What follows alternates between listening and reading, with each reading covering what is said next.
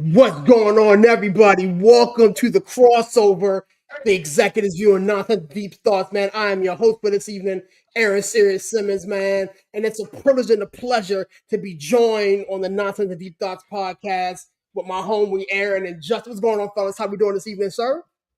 What's up, man? Been looking forward to this. It's gonna be a good show. It's gonna be a crazy show, man. I'm looking forward to doing this. Man. We got a lot in store, a lot in the queue. I'm not gonna waste anybody's time, man. Aaron, tell me what we got to do today, man. We got a lot of stuff going on. We got some kids joining us for the first 15 minutes of the show. Going to give their predictions, give some thoughts on the show. We got the rest of the crew from the NDT and the Executives Drew with us. Steve's running late as always, so we'll see him whenever he decides to grace us with his presence. Bow down to our coach. We'll see him when he gets here. Definitely, man. Well, without further ado, man, I want to get these young people in here, man. First and foremost, my son is here. Come on, Malik, come here. Malik's in the building. Say what's up to Malik, everybody. Say Malik, say hi. You want to say hi? Yeet. There you go. I got Coach. Coach is not here, but Villain's here. Villain, what's going on, man? Yeet. Villain, who you got with you? I got my youngest, Avery. Avery, say what's up to the people. What's up? Avery's in the building. Queen Stacy's in the running around here. Someone, Stacy, how are you? Yee. Tell me who you got with you today. I got my dudes, Brian and Alex. My nephew's in the building. Brian and Alex, what's going on, gentlemen? How you guys doing? Hey guys, what's going on? Yeet. Yes, sir. We got a lot to talk about. I cannot wait. And last but not least, Corey is in the building. Corey, what's going on, my guy? Yeet. And tell me who you got with you, my dude. I got my lovely daughter, Lena, here with Lena's me tonight. in the building. Pleasure to see you, ma'am. Villain, talk to me, my man. You know what I'm saying? We got a lot to talk about, man. Villain, No. talk to me for a second. You forgot somebody. Forgot somebody. What did I tell you? No yeet. What did I tell you? Coach is in the building. You're on mute. And we're sharing shirts. We've been here. Like y'all been like, oh, like Steve, like I was here. You know what I'm saying? So no yeet. No yeet to be a comeback thing. And we got Coach in the building, man. Coach, this is my lovely daughter, Arya. Arya, say hello to everybody. Hi. Arya. Hey, Arya. What's It's up? so good to see you. So, with that being said, Villain, talk to me, man. Ask Avery a question real quick. Avery, this is your first WrestleMania. How excited are you to watch WrestleMania 41? Excited. Women, a few words. I love it. What match are you most anticipating or you're most anxious to see on WrestleMania? Well, obviously, I want to see the Rhea Ripley match, but the match that I think is going to be awesome is Jay and Gunther. Really? Jay and Gunther. Why do you think Jay and Gunther are going to be an awesome match? The only thing that I don't think is going to be awesome is Gunther swimming in blood, but it's gonna be awesome. Yeah, we didn't like when Gunther went off the rails and beat up on Jay Uso. So that got a no yeet, right? So yeah, no yeet. Awesome. Well, that's good. So you looking forward to the Jimmy Uso fight, huh? Yeah, Jay Uso, but come on, mommy. Yeah. She's got her mommy shirt on today. Again, we have a lot of issue with mommy. You know what I'm saying? We got Justin here who calls himself mommy's boy. Well, she gets what she deserves. No, This Mr. Ripley, the talented Mr. Ripley's right here, Justin.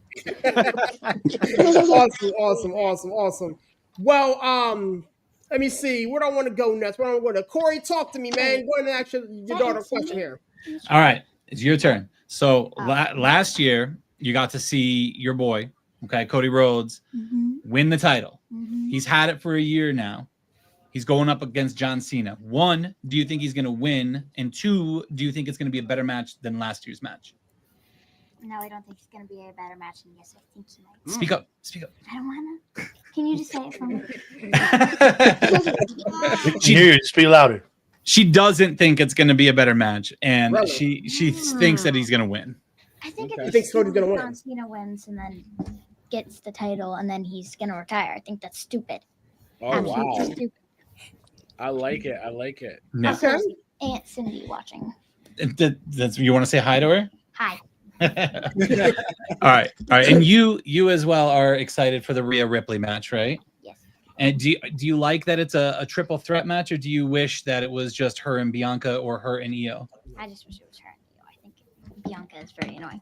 Can you not? I have to. Bianca's You're so annoying. quiet, honey. They said we heard her. But yes, all right. So you wish it was her and Io? Yes. Why is that? Because I think Bianca is kind of annoying. Her mama hates her for that one because her mama's a big Bianca fan. Bravo, Lena. Bravo. I'm about to get grounded for that one. Thank you so much. Thank you so much. Coach, man, talk to me, man. Go ahead and ask your daughter a question real quick. Aria, what match are you looking forward to the most? Bianca and Rhea Ripley match. Hi, Mila. Mhm. Oh, So why are you looking forward to the triple threat women's match? Because Rhea Ripley might win. Because Rhea Ripley might win. So I think Bianca's gonna win because she needs her title back.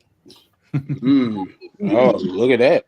I agree. So what do you have to say to I that? want Rhea. I want Rhea. What do you have to say to anybody who thinks like that Rhea might not win? I'm offended. Oh, no. Get it, Aria. Get You it. can't have that. Yep, you get it, girl. Get it. Tell him, Aria. Tell him. She says she's offended. So why are you offended at the thought that mommy might not win? Because she's the best human in the world. Oh. I'm with it. I'm with it. All right. Queen, talk to me, man. Hey guys. Boy, there's a lot of mommy talk around here. I have a little dude that his favorite is Miss Bianca Belair, so I can see he's a little put out by that. Uh-oh. Yeah, I am. You are. I know you are. You are so offended. So, Alex, since you're talking, which match are you looking forward to see the most and why? Okay, I'm looking forward to seeing the triple threat between Roman, CM Punk, and Seth Rollins. Why? Because I think that's going to be an overall great match, a brutal match. I want to see how this favor that Seth has for Paul Heyman turns out, and like what happens in the match with Paul Heyman probably not going to be in Roman's corner. Can I follow that up? Who does Paul leave with? Ooh. I think he might leave with CM Punk because of the favor and stuff. And CM Punk was one of the first wrestlers he was with. And yeah, I think he might leave with CM Punk. So let me ask you this question. Do you think the favor that Seth is mentioning comes into play here? Yes, I do. I think it will either come into play after the match or before the match because I don't think it's going to come to play in the middle of the match because that would mean he'd just randomly grab a microphone and then say the favor. But I think it's going to probably affect the whole match with how CM Punk's favor lines out and then how Seth's favor lines out. Interesting. I like it. Check you out there, bub. Okay, B. I know You you raised got them big right, Stacey. things. Raised them right. All right. I So try. I'm looking forward to the triple threat match as well between Seth, CM Punk, and Roman Reigns. Now I'm looking to see where Paul Heyman lies in this, like if he interferes before the match, during the match, or after the match. Now I think he ends up leaving with Seth just because he is so scared of Seth. He stays with him out of a fear because he's so scared. And Seth keeps taunting him even as his manager. Interesting. Seriously, you might need to sign those two. My Sign man. him up. Sign him up. I'm thinking about starting a junior wrestling wing. No doubt. Talk on camera. We'll talk Yes. on camera. I mean, this may be the only thing we talk about every single day. Gotcha. Any other questions for my nephews? Everybody good? What do you good, think? sir. Oh, go ahead. So, what match are you looking forward to seeing? Roman and Steph. And Cody? Yeah. No, Roman, Seth, and CM Punk. Yeah. You like that one too? Cool. Why do you like about it? Because Seth freaking Rollins might win. You think Seth will win? Okay. All right, cool. So I what do you think about? was gonna What do say you I think- need to ask my nephew a question too. Auntie wants to talk to you. Go ahead, Stace. Malik, who do you love the most? Cody. Cody. Oh, now who are you gonna marry though? Rhea. There you go. No, There you go. live. My guy. Let me know who your woman is. Let me know who your woman is. There you go. There you go. No. So you No. so you excited about to see Seth Rollins, huh? Yes. Cool, man. I mean, you are the cutest of all the men that love Rhea, so I think you have a fighting chance, I think man. so. You are There you go. Go pop the collar real quick. Wait, Malik, she's the demon in my dreams, not your dreams, okay? Okay, I don't know about dreams, so I don't know what you're talking. Wow. Yeah, get him straight, Avery. Get him straight. Yeah. Thank you very much. Yeah, mommy's the best. Champion. Mommy's the best. Mommy's the best. Does anybody have any questions for any of the kids? Anybody else? Which for all of them, they could take turns if you want.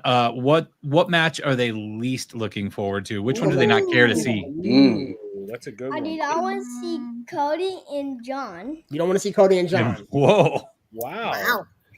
Why don't you want to see Cody and John? Because John. You said John Cena sucked. Get out of my house. Just get out. That's my nephew. Wait, so all right. You know what? Stacey, this is your fault. This is your fault because you let Brian fuck up. I am so proud. No prouder moment. No. So what match gets no yeet for you, Avery? No Okay. yeet. I really don't want to see Liv and Raquel, but Liv's awesome. Instead of Tiffany, so I might not want to see Tiffany and Charlotte because Charlotte is such a Ric Flair daddy. Okay. Oh, really? That's my bestie right there. That's my your- bestie. See? Senior, stop it now. Yeah, no, so no yeet for Liv and Raquel. No yeet. No, I like that match a little You bit. said you didn't. You said Raquel. I don't want He doesn't like Raquel. Okay. All right. Did we hear from Arya?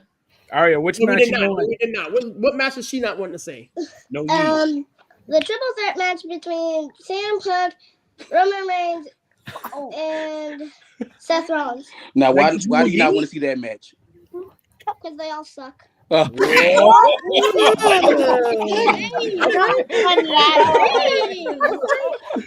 I love that kids tell it like it is. He man. is honest as hell, bro. I love it. Straight with no chaser. All right. Yeah, that was a straight knockout punch to those three. All right, dudes. Lena, your turn. Which match are you not looking forward to seeing? I'm trying to think of them. I forgot. Here, hold on. I forgot his name. I don't know how my dad. Okay, go ahead. Tell him. AJ Styles and Logan Paul. Yeah. Thank you. Someone said it. Yeah. She was trying to think of Logan Paul. Yeah, I can see how it's and that's Oh, exactly AJ. why we He's don't very want to see forgettable. that match. I love it. Very Lena. forgettable, Great that- job. the Logan Lena, Paul. I think most of us forgot about that match. We would agree. In that one. Good one. I forgot about that. I think that's going to be a good match. Which It one? probably will be, but I still don't want to see it. Logan AJ. Logan Paul is just No. B, which match do you want to see the least? I don't want to see the women's tag match for one reason and one reason only, because I feel like it was just thrown together last minute just to put another match on the card, just to fill in a missing spot. It just doesn't make sense. How old is this kid? And like, honestly, Sign him up. Sign Here's him a up. pen. Here's a pen. I'm sending you a contract. I'll get an NIL deal for this kid right now. Alex, what about you? Which one do you want to see the least and why? I would say the Charlotte Flair and the Tiffany Stratton match. I think that match, it won't be boring. Like, I think it will be boring of all the matches because, I mean, Charlotte Flair's a Ric Flair wannabe. Really. And I don't think this match has enough hype and stuff. wow. And I don't think it's going to be very good. Wow, You think going it fell hard. flat when Charlotte didn't come back as a face because everybody hated her? Yeah. Yeah. I agree. What if she picked Roman? That would have kind of been crazy. I think it would have been a better match, but I don't know. But I also do like Tiffany dance. You like Tiffany too? Oh, Tiffany time. Tiffany time? Tiffany time? It's Tiffany time. So you think she's gonna win, or you think Charlotte's gonna win? Oh no, Charlotte has no chance of winning. It's Tiffany time. It's Tiffany time. A grumpy old man. That's true. I think she's gonna win that match though. That's awesome. So who do you think wins out of John Cena and Cody? Any of the kids can answer that one. Cody. You think Cody wins? What do you think, buddy? My... Think Cody wins? Roman. No. Well,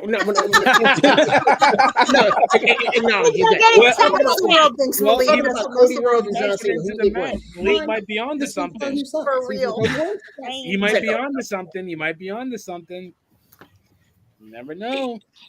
Out of the mouths of babes, right? Right. Out of the mouths of babes. Right. All right. Do we got any more questions for our younger ones? Oh, well, I want to answer. I think John Cena probably will win the match because I think he's going to hold the belt and then retire, putting somebody over. I do think he is going to win the belt, and that's going to make everybody super mad and stuff. But I don't think Cody holds the belt. You think Cody loses, John Cena retires? I think it's going to be Cody because John Cena doesn't retire with that belt. And where's the other belt going to be? I think I have a question for all the parents. How many of us are going to send our kids to bed early both nights so we can be allowed as rowdy as we want to? Nope. They can stay up. I don't know if I can. We're on spring break, Tracy. Not a chance. I think it all depends on her rowdiness. Right. What? Now, I'm not going to bed. That's the Arya has something that she wants to say.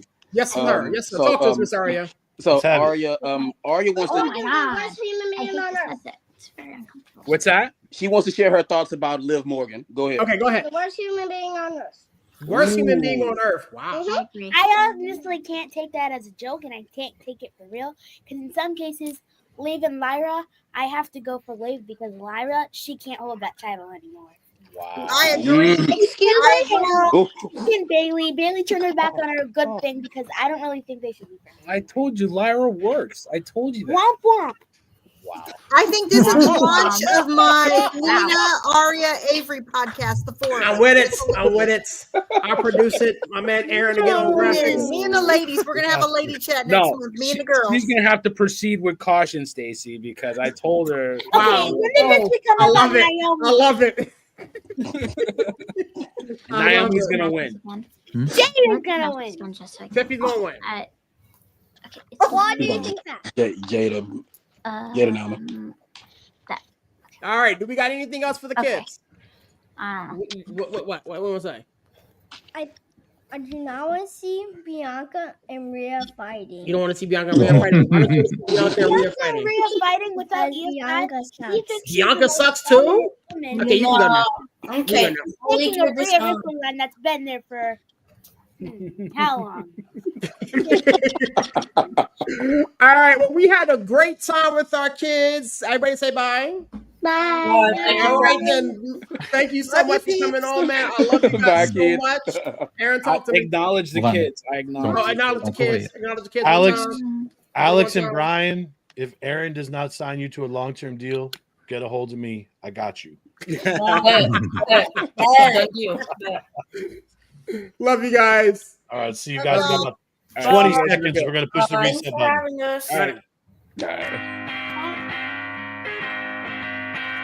All right, y'all. It's the Nonsense and Deep Thoughts podcast.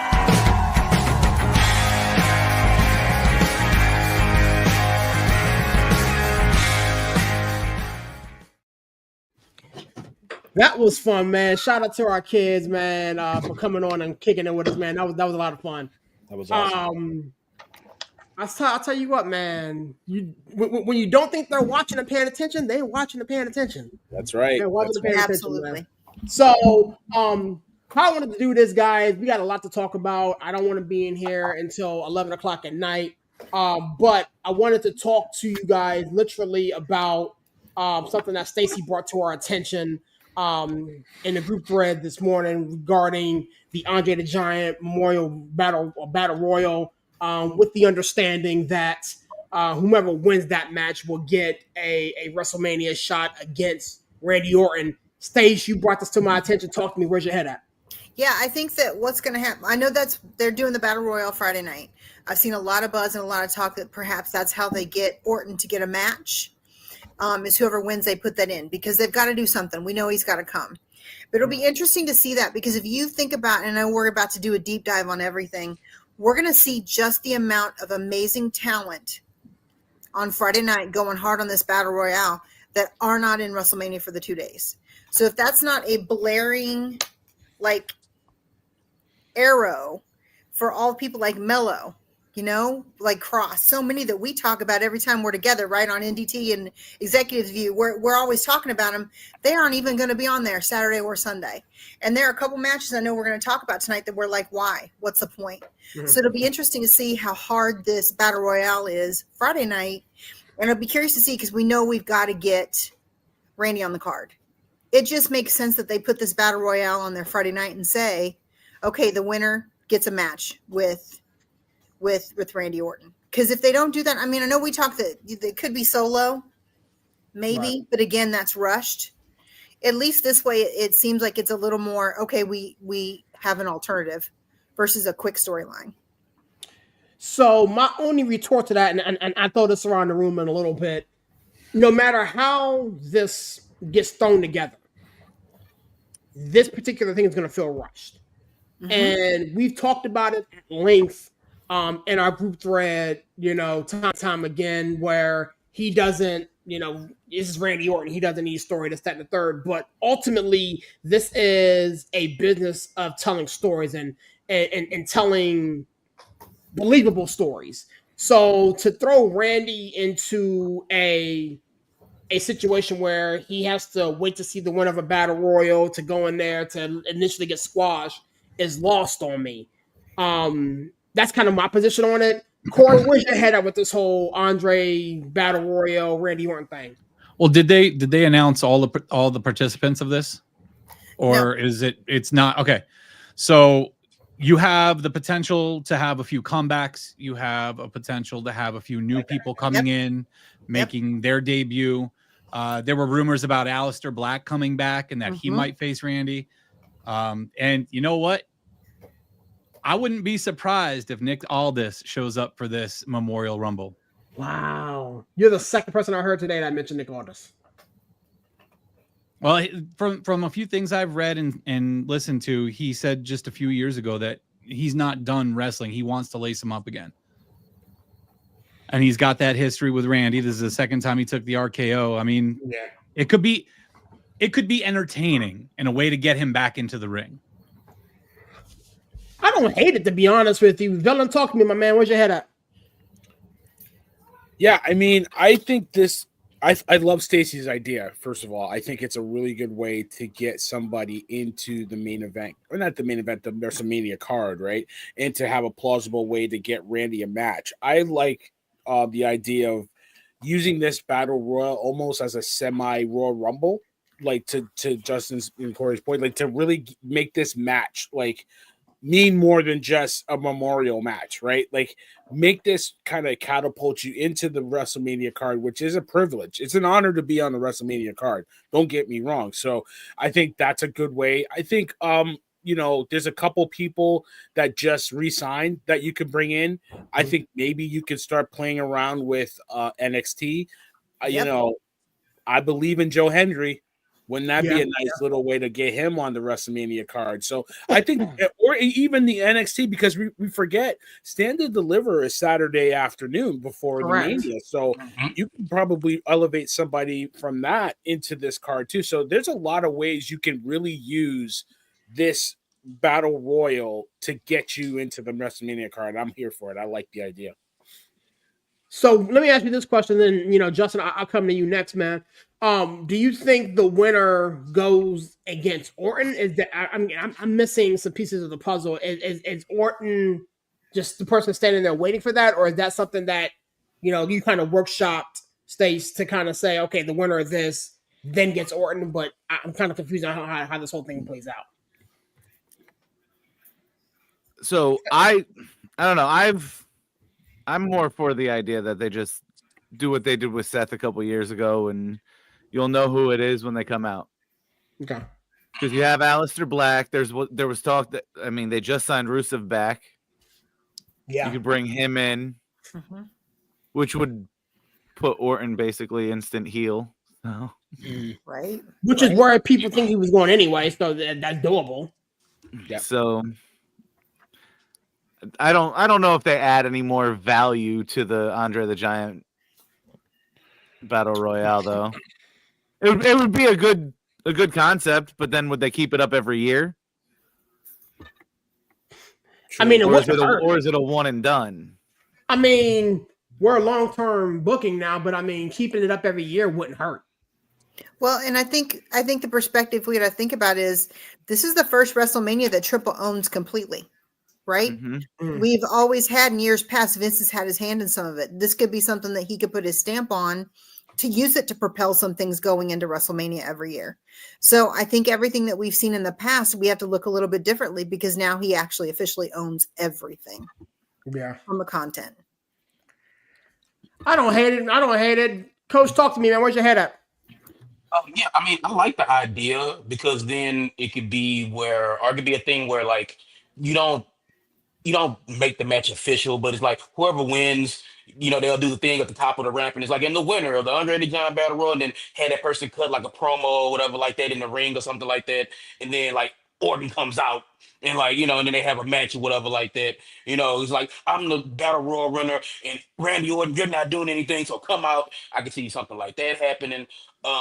Again, like with some of the guys that have been recently like re-signed and stuff like that, I forget the guy's name, and like you guys correct me if I'm wrong, but I think the guy Aiden English, of the crowd would be quiet, and he was to step out, everybody would lose their mind in the stadium because then you would know that it's Rusev Day, and it would be like that would be a really good pop. That'd be a really good way to bring Rusev back.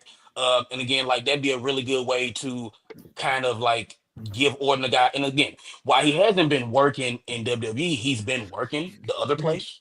So it's not like he have like any kind of ring rust or whatever like that. So that would be a good way to bring somebody back. Like Aleister Black would be good. I've always been an Aleister Black fan. You know what I'm saying? I always thought I always was a fan of his work. And so I would love to see him come back in a big spot in WrestleMania versus Orton. But yeah, like I like the idea of this battle royal meaning something other than, hey, remember Andre the Giant? Here's a bunch of guys in the ring, fighting over a trophy that nobody can lift. Right. Right. Aaron, talk to me, man. Where's your head at, bro? Steve, when'd you get here? A couple minutes ago.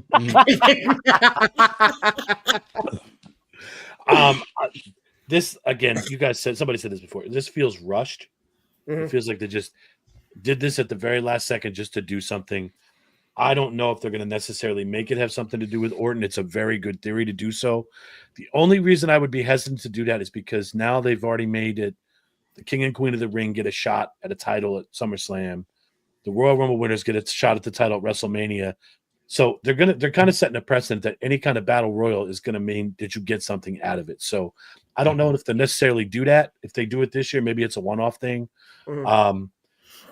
I want this KO stuff to be silenced already because I know there's a lot of conspiracy theorists that KO is just going to show up and fight Randy. So I'm okay with anything else other than KO coming out. If he's not legitimately hurt, then let's move forward with it and be done.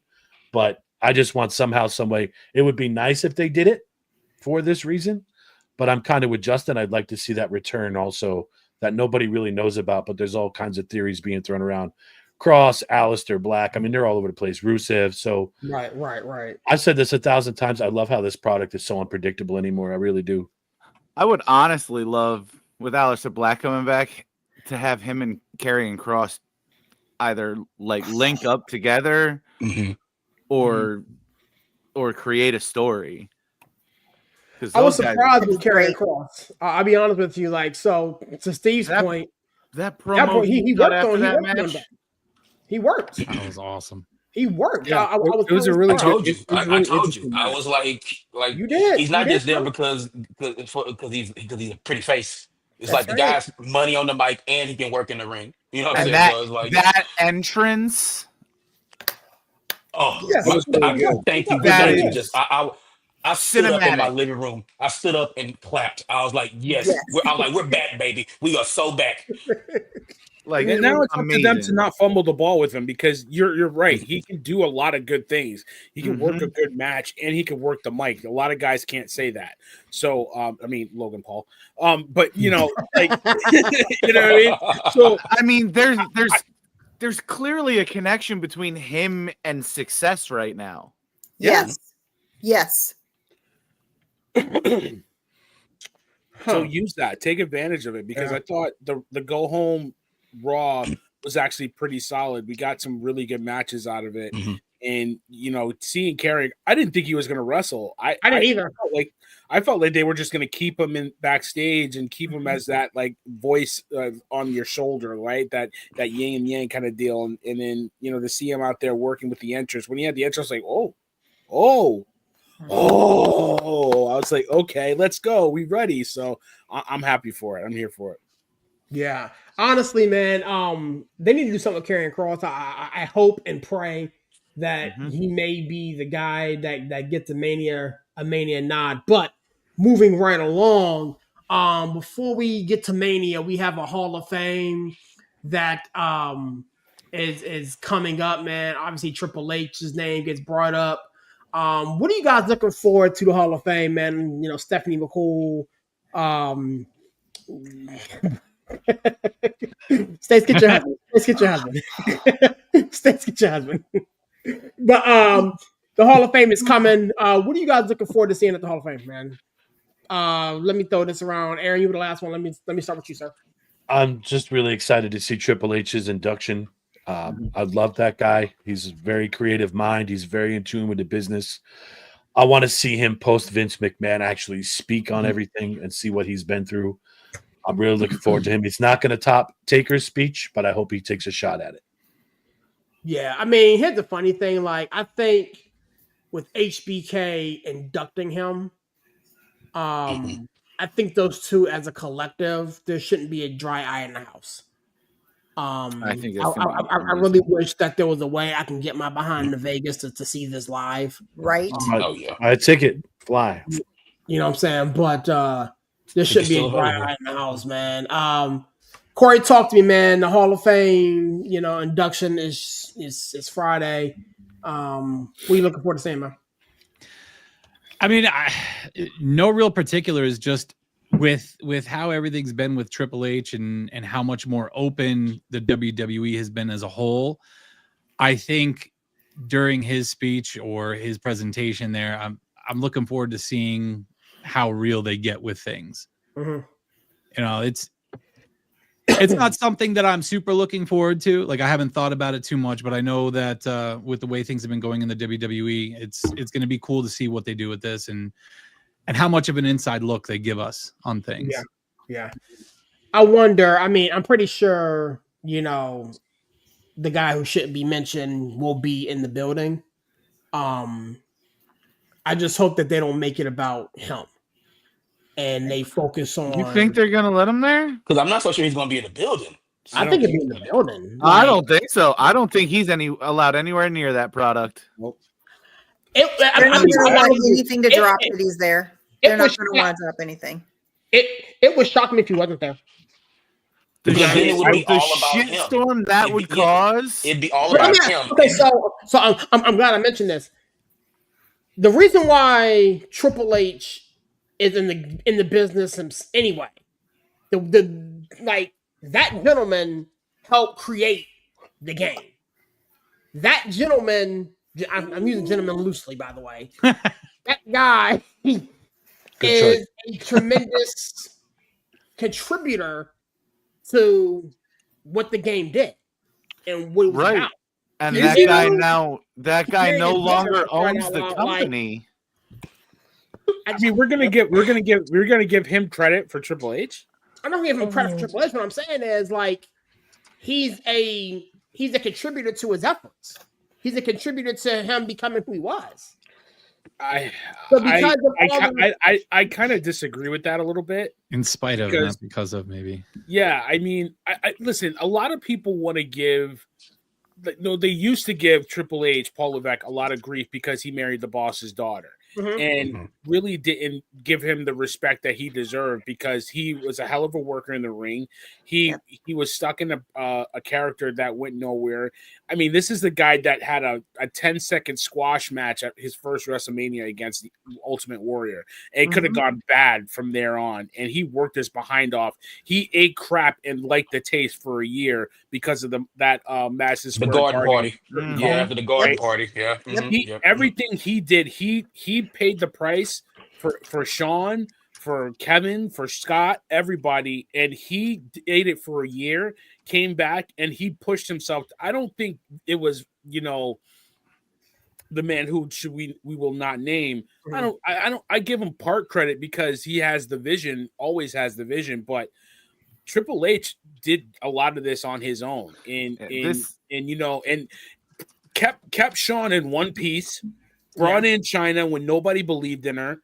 Like this guy, he's always had the mind for the business. He's always had the mind for the business, and he's the nicest guy, to be honest with you. Yeah. Like I've met him a couple times, and I have nothing but great things to say about him. So I understand what you're saying, Sirius, but this guy, he's got a great career that needs to be talked about more because you got guys like Scott Steiner that used to give him crap, like, "Oh, you just married Stephanie, you don't deserve it." That guy worked his behind off. I mean, and that's the thing. I wasn't saying that he didn't work and that he didn't, put in the time, but I'm a firm believer that in moments like this, you can let it aside. Keep in mind, last year, the pop that Stephanie got for showing back up and opening Mania after everything went down. You know what I'm saying? I wasn't expecting to see Stephanie last year. She showed up and showed out. She was attitude. She was at all the things. So her hands are clean. Yeah, well, she's not in that. But she has the name, right? But that doesn't matter because it doesn't matter. She's not him. Exactly. Serious. She left when he tried to come back. Right. Like she was like, no, I don't want to be here for this. Like she basically stood up to her father, but it was like, I don't want to deal with you because no, like I think it's totally different. I mean, I can respect it. Aaron, talk to me. Where's your head at, big dog? So I'm just reading this now. I just pulled this up. Vince is allowed to attend WWE events. He still holds a significant stake in the company, which is now part of TKO, but he is not actively involved in day-to-day operations. So he is allowed. There are no restrictions on him attending events, and other wrestlers have even reported seeing him at live events. So he is allowed to go. I think him being allowed to go, but then having a social media presence with him being there is two different things. And I think the reality is sure.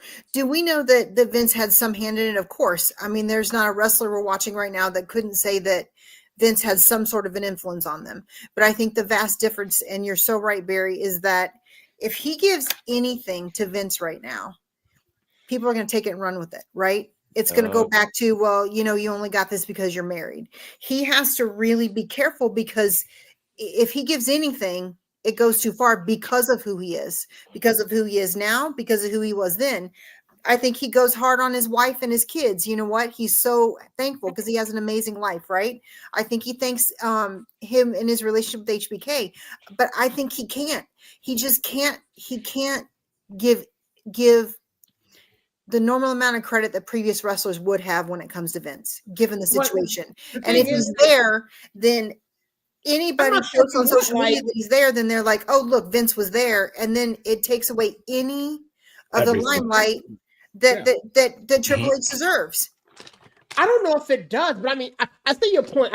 I see how it could. I'm looking at it from this particular lens. And, Corey, I'll come to you in a minute, my man. I'm looking at it like this. He is who he is. Those two are attached. Regardless of whether you like him, love him, hate him, whatever the case may be, he is who he is. So would you not show up if you got baptized? Would you not show up to the church? Would you not show up and just pay your respect? You know what I'm saying? You just sit there. You know what I'm saying? If he's got any respect for Triple H, he doesn't show up. Say what? Yeah, that's right. If he's got any respect for Triple H, he doesn't show up. That's right. Facts. You don't put Because it's that not on about him. Vince. It's about Hunter. It's about That's right. him. I Like, mean- we're not talking about Austin McMahon. You know what I mean? We're That's talking right. about Triple H. Like, what did Vince really have to do with Triple H's success in WWE? Like, really integral part. Only getting him to the point he's at now on the creative side of it, because he had the plug. Right. When he was a wrestler, Vince wasn't involved. That was Hunter. That was him and you Sean. can tell, you Especially can tell DX. Triple H's story without Vince. Once Vince let his grips off of essentially, Hunter yeah, and I let mean- him be creative, that was it. Mm-hmm. That was And DX. Yep. And what it comes down to is we know what people think of him now. Right. It doesn't matter how big or how much of a part he played with him. The bottom line is, given what's going on and has been going on that's come out, he's tainted. So if he shows up, he tarnishes everything that Triple has worked so hard for to get what he's getting on Friday night. Right. It then automatically goes back to him. And it's not fair and realistic for him to show up, no matter how bad he wants to be there, because it will take away 100% from everything the Hunters work for. Everything. And to AB's point, he is allowed there, but is he welcome? That's right. Ask yourself that. That's right. Is he welcome? I can respect it. Corey, where's your head at with all this, my guy? I made that face that you might have responded to because of a comment in chat from Brian. He said there's a rumor that he's behind the scenes feeding Triple H's storylines, and that caught me. Absolutely not. Yeah, I don't think so either. That's why I made that face. But I'm with everybody else. Like, if he has any respect for Triple H, he's not going to show up, because it's not, at that point, it's not going to be about Triple H anymore. It's going to be about Vince, and that's going to be the headline. We also know that Vince is always about Vince, though. I hope he gets his shit together, doesn't show up. Yeah, right. Yeah, that's why he muscled his way back into the sale, because it's about Vince. You know what I mean? So, but outside, I don't even want to talk about him anymore. I mean, negative or positive. I'm happy to see Lex Luger. I am going to be so happy to see him walk down that aisle and get the flowers that he deserved, because this has been a long time coming for him. He went through a lot with the whole Miss Elizabeth situation, in not being able to walk, to be at this point now where he's kind of welcome and embraced by WWE, welcome back to in open arms. And, he's had a career that not a lot of people talk about, but, I remember him like the total package. Like he was one of those guys in WCW that you couldn't wait to see, him and Sting and Ric Flair. You know what I mean? Those were the tent poles back in the early 90s, like late 80s, early 90s. I still remember that match with him and Ric Flair when Ric Flair's chopping him. And he just, that's the total package to me. So I'm really happy that Lex is going to be there. And I think somebody put it in the chat, DDP, like, God bless that man. For everything that he does. God bless him. Lex Luger is one of those examples of what he's done. I feel you. Coach, talk to me. Where's your head at with this whole Hall of Fame? If you want to double click on what we just talking about Vince, you can. If not, we can move on, man. Talk to me. Your head up with the Hall of Fame. I mean, it's a thing where it's like, again, like, Vince McMahon is still his father-in-law. Vince McMahon is his children's grandfather. Vince McMahon is a part of his life. All that being said, again, like Justin said, like, if he cares any bit about Paul, he won't show up there. Okay, this isn't about because the headline is going to be Vince McMahon shows up at WWE Hall of Fame ceremony. Right. It's not going to be about anything else that happens. It takes away from Triple H. It takes away from Michelle McCool. It takes away from everybody who was getting inducted on Friday. So that's just let's just kind of not do that. But I want to talk more so, again, like with Lex Luger, a guy who I think back to 4th of July, him body slamming Yokozuna on the USS Intrepid, things like that, winning the WCW championship, just things like that, like just all those good memories, the Narcissist. I think I don't know if everybody's watched the Becoming a Spectacle, but it's just like that was just. Yeah, the narcissist, like, so that was great. I mean, Lex Luger guy again, like, and I said this when the news first dropped. I remember saying in our group chat, a guy who took way too much blame for what happened, the tragedy with Miss Elizabeth, and I feel like that carried him carried, it was on him for a long time, Yeah. and I think I'm glad to see a guy who I've always really liked his work and who's one of my favorite guys back in the day get his his hall call. Yeah. Something else that I mentioned, and I think everybody here can agree, is like I love DDP. What DDP is, people joke saying this, but he is truly doing God's work with these old wrestlers and these people and stuff like that. Yeah. I just really wish Sting could have inducted Yes, Luger. thank you. Yeah. I wish they could have done the business to get that done. I just wish. I feel like some things are bigger than the business. Some things are bigger than like ratings and back and forth and like bickering. I really wish they could have worked something out with Sting inducting Luger. Yep. But that is what that is. I do want to pivot on something else.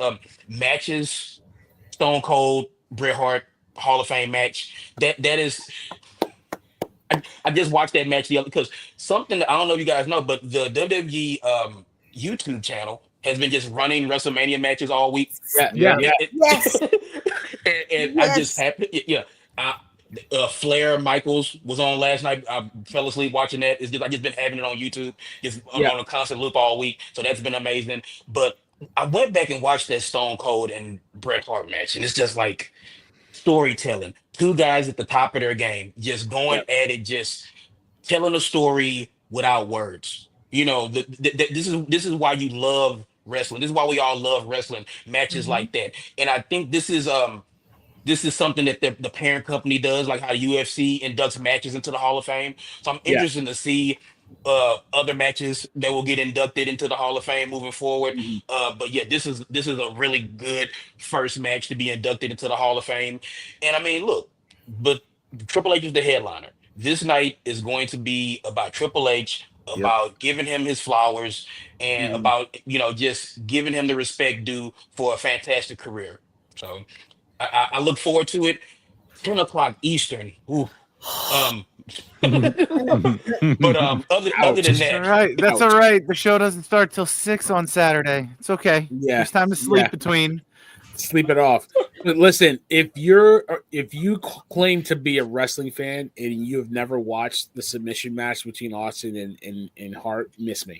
Sorry, pack you up. You know what I mean? Because I remember watching that match when I was younger and not really understanding the psychology. And when I got older, I used to watch that match all the time, and like it still holds up. Like everything about that match was perfect. Yeah. No missteps, no errors, no like fumbling around.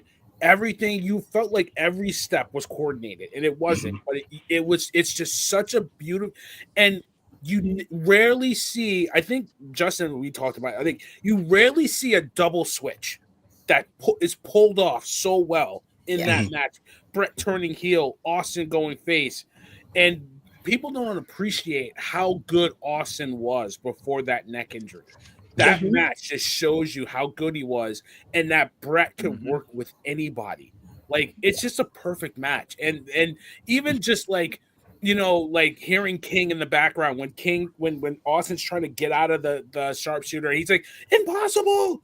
Like everything about the match, the call, the play, everything was perfect. Everything. It's a perfect match. Oh yeah. So I don't want to rain on the parade here. The Hall of Fame starts at 10 p.m. Pacific time, which is 1 a.m. our time. 1 a.m. y'all. Yeah. Stop the cap. Yeah. Midnight for me. Yeah, thank No God. kidding. Thank God for Peacock. Like, good. Yep. Yeah. Watch it Saturday morning. Yeah, Saturday morning. That'll be my lead in to Stand and Deliver. Yep. There you go. All right. I will definitely be watching that while I'm cooking breakfast. Yep. And crying because it's gonna be emotional as crap. Yeah. With that being said, man, wanted to pivot from the Hall of Fame and start breaking down night one. There's a bunch of matches that I'm not even sure I want to dive into. I mean, I'm not going to waste anybody's time on this Rey Mysterio, El Grande Americana thing. But the match on night one that is not getting as much buzz as I think it needs to is Jade Cargill versus Naomi. So I want to start there really quickly. Stace, I'm gonna throw it at you first, ma'am. This Jade Cargill versus Naomi match had the ability to kind of steal the day, if you will. I mean, obviously the triple threat match is going to be cinema, but Jade Cargill versus Naomi is going to be interesting, man. Stacey, where's your head at? It's going to be fire. I love the two things. This is the first time in 19 years that a non-title women match has happened in WrestleMania, and it's the first time ever that there's been a women's non-title match with no stipulations. Mm-hmm. That is huge, huge. It's going to be fire. I think that Naomi has just... She I love her. I was so mad. There is no proceed with caution merch. I don't know how that happens. I don't know how that's even a possibility. I was all in. I need pajamas. I need socks. All the things. She says pajamas. I gotta make a phone call to my guy at WWE Shop. Like, what the hell are you doing? I don't know how. I mean, it's huge. It's fire. I think it's going to be great. They're going to put their heart and soul into this. This is a great match for Jade to come back to. And if you think about it, she came back. She was here a year ago, Rumble.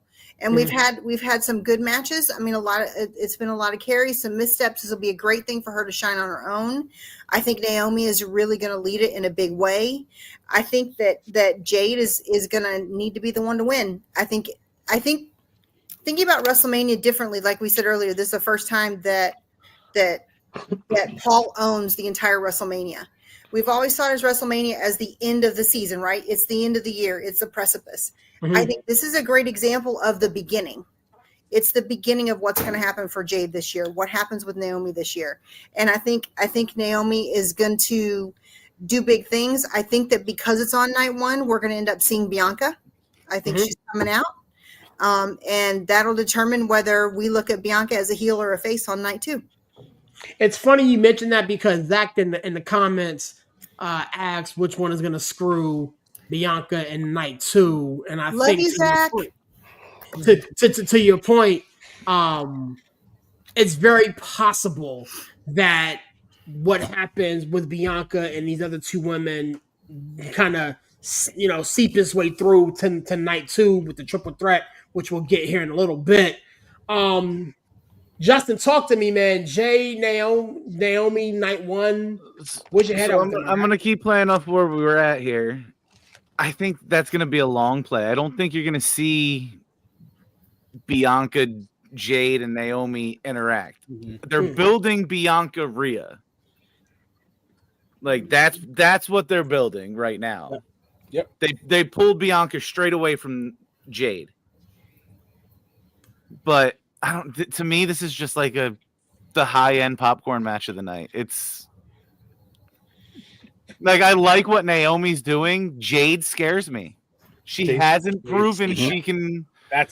She hasn't proven she can do it.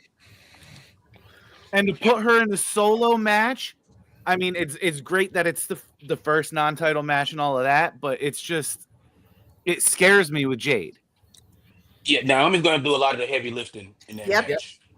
Yeah, I kind of agree with you, Justin. It's, to me, I think it has the potential to be a good match if Jade holds up her end of the bargain. Right. She has to prove she can do it. Like, I don't know. I really don't know. Like, because she sure as hell didn't carry the mic going in. No, that's it took Naomi losing her shit to make this storyline work. Yeah, Naomi had to carry a lot of the heavy lifting as far as the promo work, and she's going to have to carry the heavy lifting as far as the ring work. When are we going to say Jade needs to hold up her end? She's got to do some work. She's got to do some business here. So I don't know if she can do it. It's a tall task to walk out there by yourself at WrestleMania. And it's a tough matchup because Jade makes a lot of mistakes or has made a lot of mistakes.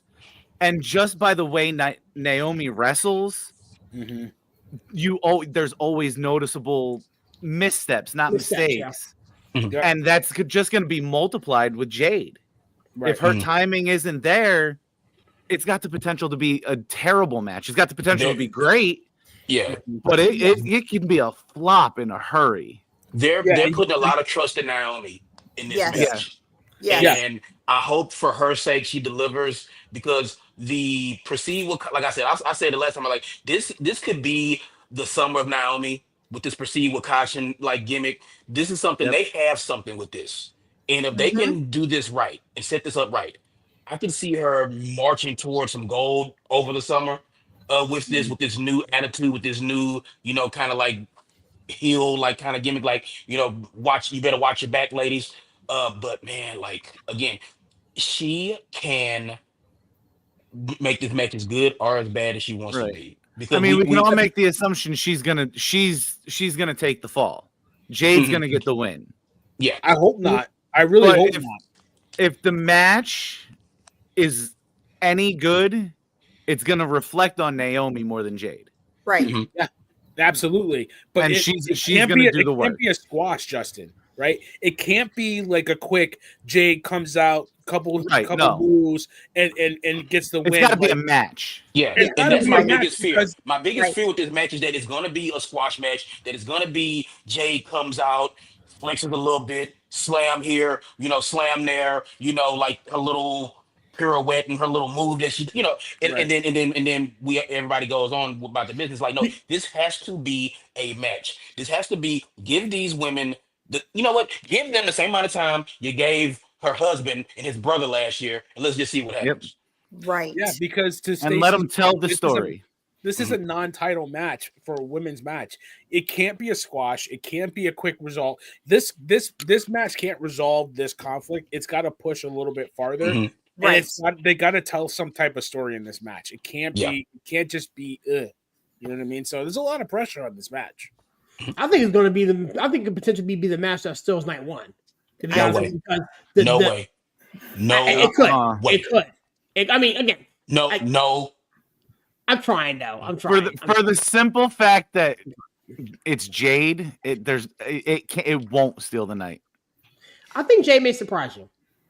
Not that much. I think Not Jay that may much. surprise She you. had a long way to go to be good.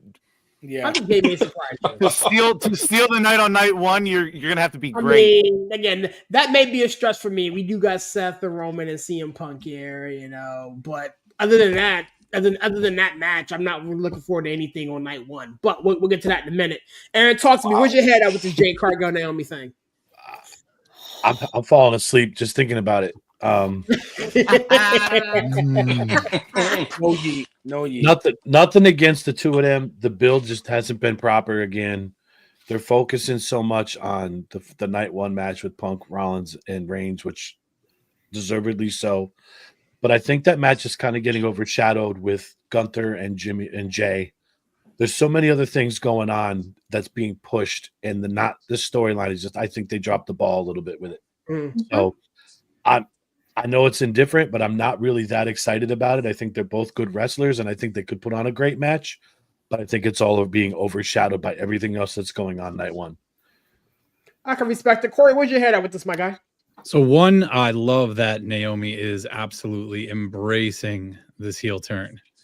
So this match is doing two things. It's the start of two things. It's the start of Jade's singles run in WWE. This is her legit start, and it's the start of Naomi's heel run.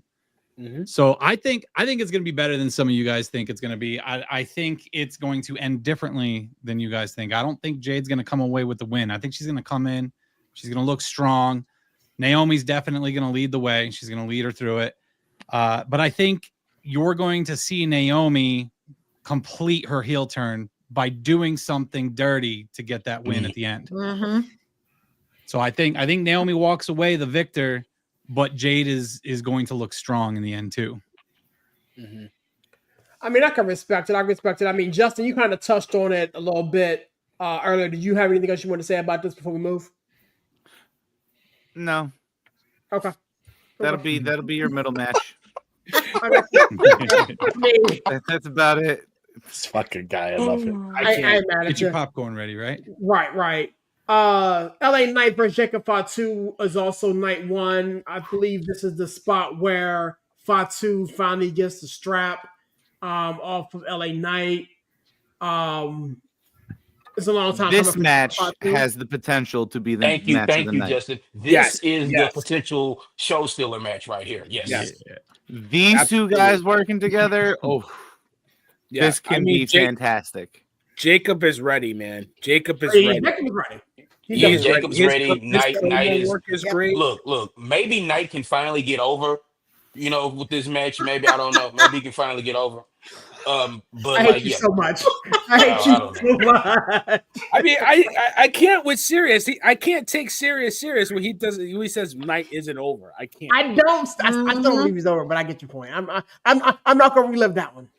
Yeah, please don't, because we. I had to boot you from the stream for thinking that night is not over. Not over. Talk to your boy, Corey. Talk to your boy. Listen, I really think Jacob is ready. His work is great. Every time I see him hit that moonsault, it's just like, oh my god, that guy is just so. That's the real prettiest moonsault ever. Like that. It really is. It gorgeous. really is. Yeah. You forget how big he is, and he's here, man. I wouldn't be surprised if he lost to build him a little bit more, because, like, to me, the only thing I want him to win. I want him to get the strap, but the journey is so much better than the result. I like to see him chase a little bit longer and build it up, but I wouldn't be mad if they gave him the strap, because he is ready. He's here. Yep. He became, I've said it before, he became everything they wanted Solo to be in 5 minutes. Yeah. 5 minutes. And Solo didn't do it in 2 years. And Solo's pretty damn good. I don't think he gets enough credit. He's gotten better. I think Solo would be better as a face because he's funny as hell. Solo's hilarious. He is hilarious. Oh man. But they both are. Jacob could work too. They could get over with their words. They're both talented. Ooh. Zach, I think that's part right. I think that's part right, Zach. Yeah. Let's get your I think Jacob winning. I like that. Corey, This is talk. Where's Solo your off. head at with this matchup, bro? All right, so to Zach's comment, he says Solo screws Fatu and LA Knight retains. I say that's partially right, because I do think Solo tries to step in and do something. But I think this is where Fatu breaks free from that. Yes. I think Fatu stops it in its tracks. I think he puts down Solo and then gets back in the ring, finishes the match. It's going to be a crazy finish. I think this is going to be a crazy finish. There's going to be chaos at the end. Fatu's going to stop Solo himself, and then he's going to win. Setting up Fatu. This is the match I'm waiting. This is the match I'm waiting for on night one. I love this. I mean, my wife thinks I'm crazy because I like Solo, or I like Fatu so much, and she thinks I'm nuts for that. But dude, I love watching that guy. His music hits, and I get fired up. I get so excited. I was saying before he was signed, watch out for him, or as they were signing him, watch out for him. I love seeing him work. It's so much fun. Aaron, where's your head at with this, man? 5-2, LA Knight, night one for the strap. Where's your head at with it, man? Well, the seeds are planted, like you guys are saying, for Solo to interfere. I really wish they would stop with all this interference shit and let these guys win. Yes, thank you. Win outright. Stop with the wonky finishes. It tarnishes everything that they're doing. I understand sometimes you want to do it. I love the Samoan. I love the Bloodline storyline, but everything was wonky for the past 3 years. Knock it off. I'm with Corey. I hope that Fatu just cuts it off at the bud and then pins Knight and is over with, because I'm tired of the Solo interference, all this bullshit that goes on all the time. Let these guys wrestle. Stop with the wonky finishes. Protect their finishers and let them wrestle. Protect the finishers. Oh my God, man, yes. you're speaking my language there, Aaron. Yes. Protect the finishers. Jeez. Yeah. Stacey, where's your head at with this, huh? I mean, I'm all in. I think we've all said the same thing. I think it's going to be probably one of the biggest nights of both nights. It's just, it has so much great potential. I think it's going to set up some really solid storylining going into the summer. I don't think he's going to get the belt. I do think Solo going to interfere, but I think that sets up that opportunity for us to go back. I love LA Knight and Jacob together. I think them, it's just solid. It's solid, and I'd love to see it again. Maybe we see it again at Backlash. And then that leads eventually to the Solo Jacob. I think we're all ready for it. Yeah. Yeah. Coach, where's your head at? So here's something that I was just thinking about with this match, that, like I said, and we've all said it, these wonky finishes, this interference, like Jacob Fatu has already told Solo, like, hey man, I got it. Don't need you interfering anymore. Don't need this. But then Solo keeps putting himself into it. Well, I'm trying to do this for the family. I'm trying to do this for the family. And I can see at a point in this match where Jacob's like, I don't need the family. I can see that happening. Him like rejecting the help, like hitting, Solo with something, and then ended up winning a match. But man, like I said, let these guys go on a night where you're gonna need something, where something's missing. You need something to kind of fill the void, so to speak. And get these guys 20 minutes, 25 minutes, and just let them cook. And I feel like if you do that, and then again we talk about this, I thought I was the only person who was like this. Protect the finishers. I do not want to see LA Knight hit Fatu with like 8 BFTs. Yes. I just it irks me. It's just what has happened to the super kick is a crime. Like I was watching Flair Michaels the other night. Like I feel like that about the DDT. Yeah. The DDT, like what has happened to some of these moves and stuff like that is just. But I digress. Fatu's ready. He has it. He's on the mic. He's in the ring. It is like you said, Court. When that music hits, like it's just something happens. It's like it is time. It's this like JR, you say business is about to pick up when you hear that Fatu music. And I can't wait for these two guys who I like, two guys who are really good workers. Because like LA Knight doesn't get a lot of credit. I mean, he's a hell of a worker. He's a good hand, as they would say back old wrestling term. Just give these guys the time to just tell the story and cook. And I think we will get low key one of the best matches of the whole weekend if they just let them go out there and work. I can respect it. Moving right along on night one. We got War Raiders versus New Day. Did anybody want to talk about that or no? I do. That match does not deserve to be on the card. Thank you. There's another tag match that should be. We'll talk about that later. You got at least 5 to 6 really good tag teams on SmackDown, and not one of them gets on night one or night two. It's a joke. And that's no disrespect to the New Day. They've done a lot in this business. The War Raiders, what they had to overcome to get back. I respect the hell out of them, but there is absolutely no build to this match. You got at least 2 months of build on SmackDown, and not one of those guys, Street Profits, not on there. I would rather see Street Profits versus Machine Guns than see War Raiders versus New Day. And it's just not right. It's not right. Yeah, I feel like Justin, what's up, man? What'd you head out with it? It is what it is. Yeah, for the most part. This one I'm probably the least excited for. Yeah. I do think the New Day walks away with it. Yeah. I have in my notes New Day heel champs. I'm looking at it right now in my notes. Yep. I think that's what's gonna happen. Yep, absolutely. Yeah. Okay, moving right along, man.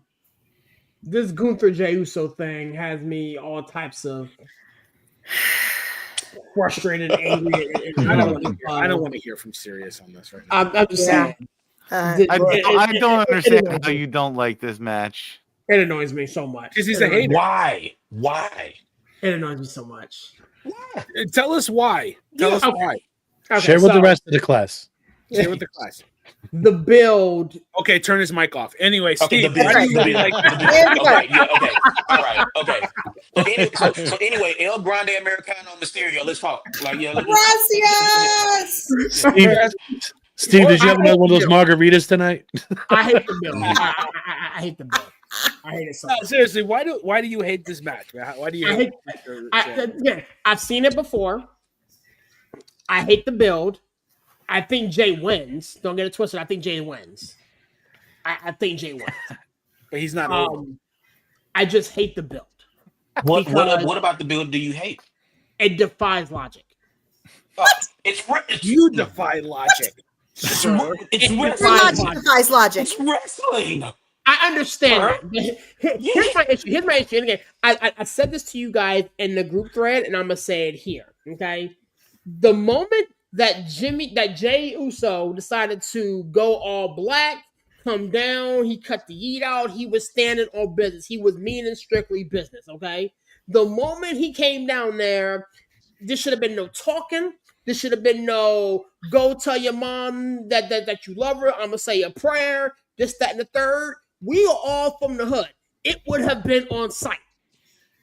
I don't give a flying you know what about how you think. I don't give a about how you feel. If you put your hands on my brother to that degree, as soon as I see you, I'm going to try to kick your face to Jesus. Then why are we having a WrestleMania match? It doesn't matter. Why are we having a match? Once you bloody my brother to that degree, once you do that, I don't care who you are. I don't care if we got a match on Mania. I don't care. It bothers me. And then to fast forward to what took place on Monday, okay? You come down and all of a sudden you're back eating again. You're back, run it one more time. Well, you know why? Because last week it didn't go over. He proved last week he's too cadenced. He cannot get rid of that cadence. He tried to stop them, and he keeps giving them that pause to yeet. So if you can't do it, go back to what you can do. And it's it not worked. wrong, though. Just like Justin Corey, it's not wrong. It to me, I think me and Coach said it in a group chat. He got his swag back. What's wrong with that? Like he was so out of sorts for weeks. You wait until after. No, stop. You had your time to talk. You're done. You're done. No, you're done. Cut his mic. Cut his mic. But seriously, he was out of sorts for weeks. He got his swagger back. Look, I got the dagger back. Like he's okay. Run it again. Yeet. Let's go. I'm back. I'm about to do my thing. Super kick you all the way to through Las Vegas. Super kick you through the Bellagio and at the pool table and put money on the craps and then get my belt. That's what he's gonna do. Because he was saying he's not afraid of him anymore, and that's why he was yeeting Monday. You don't have to handle the business at the moment to know you're gonna handle the business. And that's part of the mind game. I feel like once again, you're putting your own, and I told you about this. You put your own emotions into the storyline, stuff like that. If it was your, if somebody beat up your brother, I'm coming for their neck. Then you would do that. But guess what?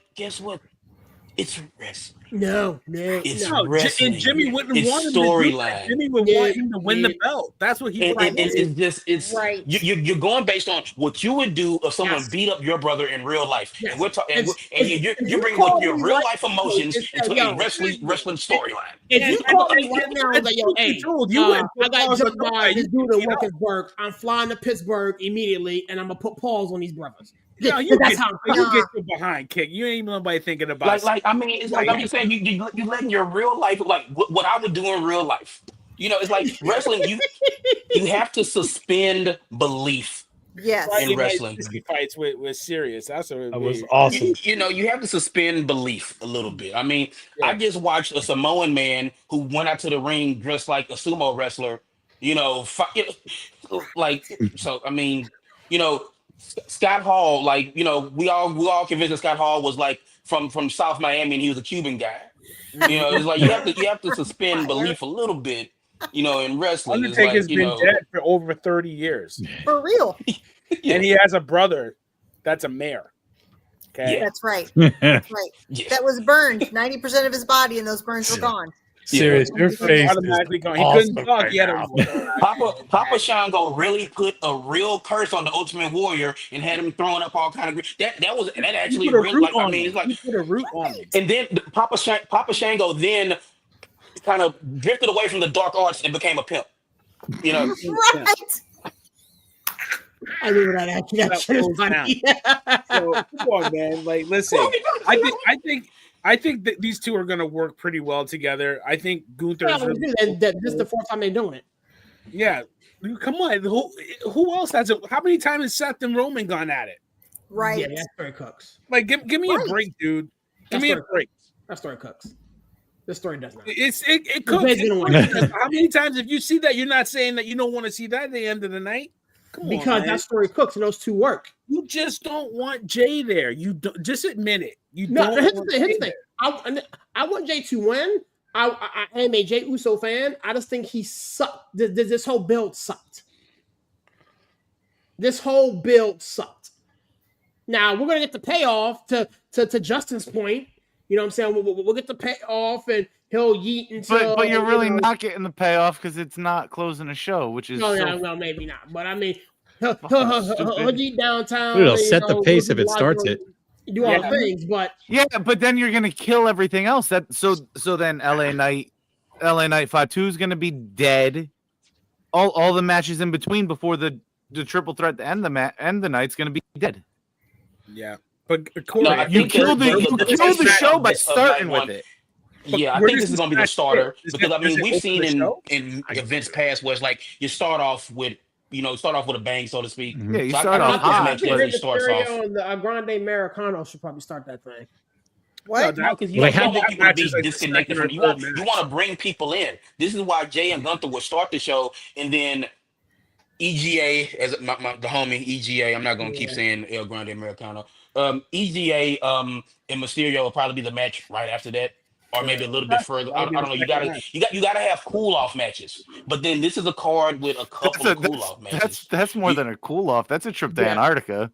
I'm gonna go to the store, pick up some dinner. You know, I am excited about that match. You're gonna miss the unmasking if you do that. I'm putting some wings. Why is Rey Mysterio in WrestleMania again? Why? Rey Mysterio. Because he's Rey Mysterio. Yeah. He's Rey Mysterio. That's almost as bad as John Cena main eventing WrestleMania. Leave John Cena alone. I'm gonna go back to the Jay Gunther match real quick. I think that the biggest problem with this match is this is part 4 of this feud. It's a year old. People are tired of it. So I see what Aaron's saying about the build, but I just think it's stale. You know, it's done. I think that's a big part of it. Everybody wants to see Jay get the strap. I think it'd be different if it was somebody else that he was building to fight, not just Gunther. Okay. I get it. Moving right along, night one. This could work, but Tiffany Stratton and Charlotte Flair. This is another build I've hated. Is this sad that I think Charlotte looked better in that picture than she has this whole run? That's AI. Oh my God, I know. But how you guys think this one's going to shake out? Stace, holler at me. I mean, if I'm gonna be honest, I don't care. There you go. I mean, I'm honestly so sick of it already. Yeah. I think that she's being forced down our throat. Charlotte is, and honestly, I think Tiffany's getting screwed, and I'm quite honestly over it. Just, it's ridiculous. Yeah. And I think when it comes to this match, I don't think Charlotte's gonna be able to hang. I don't think she should have come back. Do you think she's gonna work, or do you think she's gonna try to get herself over? I mean, I think there's no way that she's going to do anything but put herself forward. That's it. Of course. That would be that's because that's what she does, because that's who she is. I don't think there's any stretch of this that tells me that Charlotte's going to do anything but for herself. I think there are going to be a lot of receipts in this match. I think they tested something on SmackDown with Roxy. Tiffany and Roxy together are fantastic. Yeah. Fantastic. That should be your WrestleMania match. Yes. Zach, yeah. Which I mean, it's like, what are they doing with Rox? I mean, like, it's just like she's in NXT and then she's up and then she's down. They gotta pull her up. It's Just like she has to come up and stay up. It's just like, especially after that match on SmackDown. It's like does she have anything else to deliver? Yeah, she's going to be in the tag match. Her and Corey Jade are in the tag match. That's what I thought. Right. That's what I thought. Okay. Yeah, I mean, Roxy needs to be. We said it after Rumble. She needs to be on the main roster, and it's stay there. She's still not there. Nope. I'm looking forward to this match from the simple perspective of how are these two going to work together, because I think Charlotte, to your guys' point, has been kind of in for herself for a little bit, and I think Tiffany got pretty unprofessional, if I have to be honest about it. I think Charlotte started it when he said, "I can't hear you, Tiffany." That was so awful. But then I think there was more to Tiffany it than that, wasn't there? A little too. Say that again. wasn't there more to it though? Like it was just leading up. Like Tiffany just got sick of being pushed around. Like Yeah. I think there's a line that you don't cross, and I think blurring that line, bringing in her personal stuff. While I was there for it, I liked it. I think Tiffany's going to look back at it, and it might haunt her for a little bit because it's like now I can't work with you because when I push you, you're gonna go low. You're gonna go really low. Yeah. So I think that they need to get through this match. I don't think they should work together for a while. I think I do like that Tiffany has a little edge in her, a little dirt on her, because I think she needs that, because I think Tiffany was a little too clean. And now it's like, now you got a little something on Tiffany, and I think you can work with that. I think you need to separate them. I wouldn't be mad if somebody comes out. I think somebody said in the chat, Paige might come out. I honestly think it's probably Alexa Bliss that would probably come out or something like that. Give me something different. Yeah, Corey, where's your head at with this one, bro? I think someone said Zach said in chat, she's shooting on Tiff. This is going to be Charlotte's in it for herself. I mean, at the end of the day, I think Tiffany's going to win, but I think, like y'all said, Charlotte's going to try to put herself over. She's going to go into business for herself, and it's not only is it going to be bad for the match, it's going to be bad for her after the match. Like that, no one in that locker room is going to want to work with her after this. They already have negative feelings towards her. This is just going to ruin that.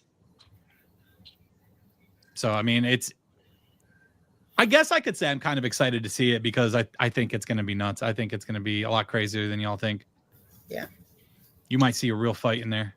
Yeah. Yeah. You'll be surprised because remember how Edge and Matt, that was really personal. They still worked. Right? So if they could put that personal stuff aside and just focus on the business, I really think there's dollars to be made. They just gotta figure it out, and they gotta be professional, and they gotta show that they could rise above the little petty stuff that they had and do business and do right by the company. So, perfect example right now is Punk and Rollins. Yeah. True story. I mean, for as much they work wonderfully together.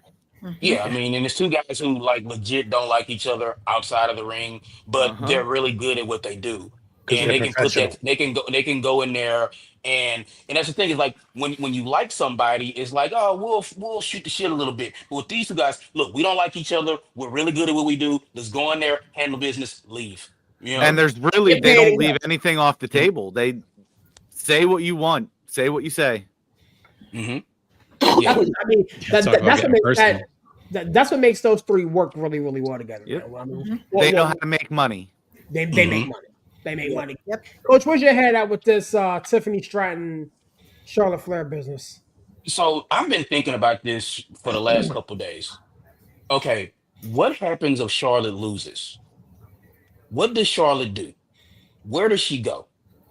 What do we figure out? I mean, do we do rematch? With Tiffany, did something happen? Is there like we talked about earlier? Is there a wonky finish? Does someone come out? I saw Paige mention. Like I don't know. Alexa Bliss comes back. Where's Nia Jax at? I don't know. It's just somebody comes and does something or whatever like that. But this is going to be a very stiff match. I think there's going to be some receipts cashed in. I think.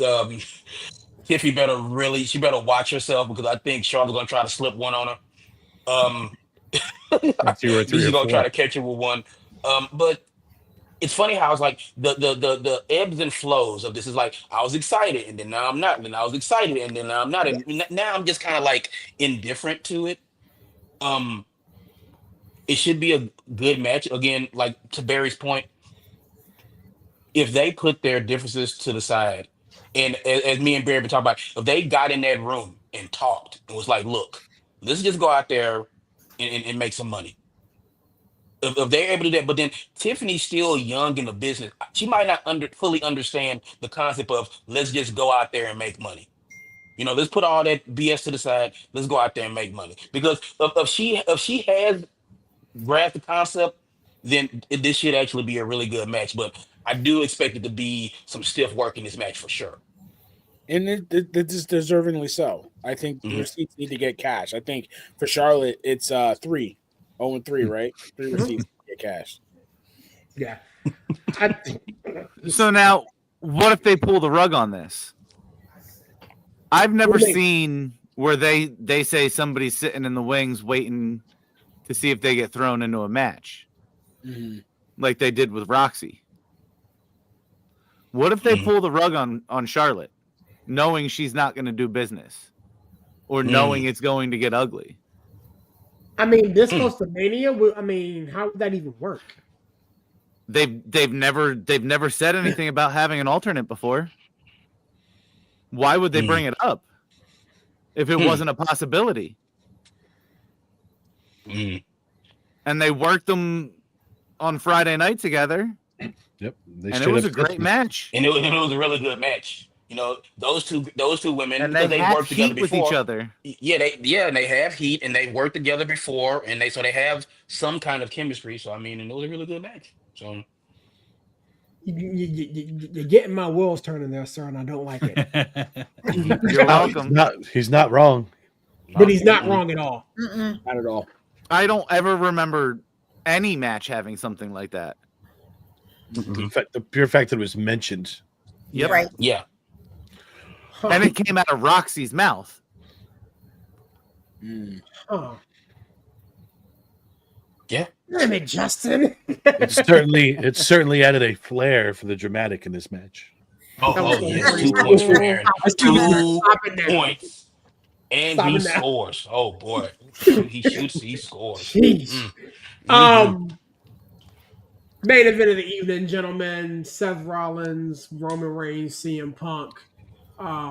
That match, this feud, this storyline will feed generations for years and years to come. I'm here for all of it. Corey, I'm gonna start with you, my guy. Where's your head at with all this, man? Oh man, I don't know. I don't see how CM Punk loses this match.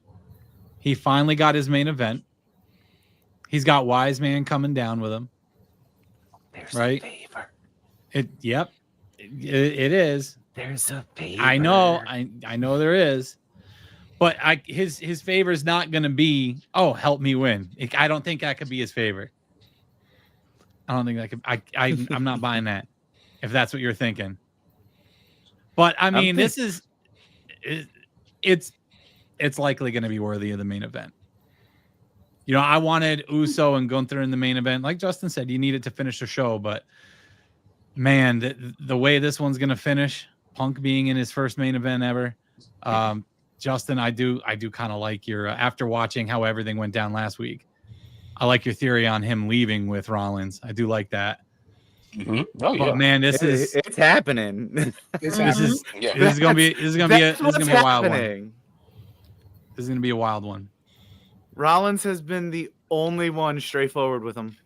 I've really liked Rollins on this buildup more than the other two. I really have. Yeah, Rollins has been in his bag. He has been in his bag during this build. Oh my god, that mofo got shredded in 2 weeks. I was never really a huge Rollins fan, but I'm starting to like him right now, man. Aside from the Macho Man get-ups and whatnot. the get-ups are funny, but I think they were looking for a reason to inject him in this match. Like, you don't need him in this match. Punk and Roman could have been enough, but now you bring Rollins in, and you have this dynamic of the soul of the business, right? Yes, and he said it, right? He kept saying it for weeks, and you didn't really let him cook to understand what he's saying. But when he cooked Roman and said, somebody that's here part of the time, or somebody that leaves for 10 years and did everything to bury this company, as opposed to somebody like me that's been here on the front lines. Now you understand where Rollins is coming from. And now you could say it is about the soul of this business. And Heyman, whoever he decides is going to put that part of the business to the forefront. Will it be the guy that's always there? Will it be the guy that leaves and comes back and leaves and comes back? Loses at Mania and then doesn't come back to SummerSlam? Or will it be the guy that left for years and talked crap about everybody but only came back for the money? Heyman got a decision to make. Which one are you going to pick? So it's like there's so many dynamics to this match without a belt. I don't even know which way to go. I don't even know how you pick the winner here. I don't think the thing is, I don't think at this point that the decision is Paul Heyman's anymore, because if you look at how Monday went, Roman mushed him. Roman was like, "Yo, I'm down with him." You know what I'm saying? So I don't even think Roman is in a position, based off of how the story is being told, that he wants anything to do with Roman Reigns, that he wants anything to do with Paul Heyman anymore.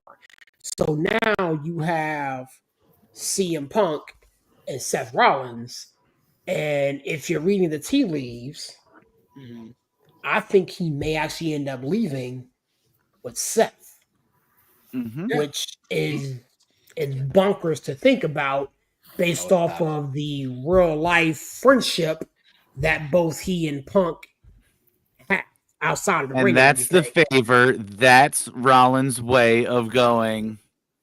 I got you, Punk. Yeah. Yeah. The thing is, too, you got your main event.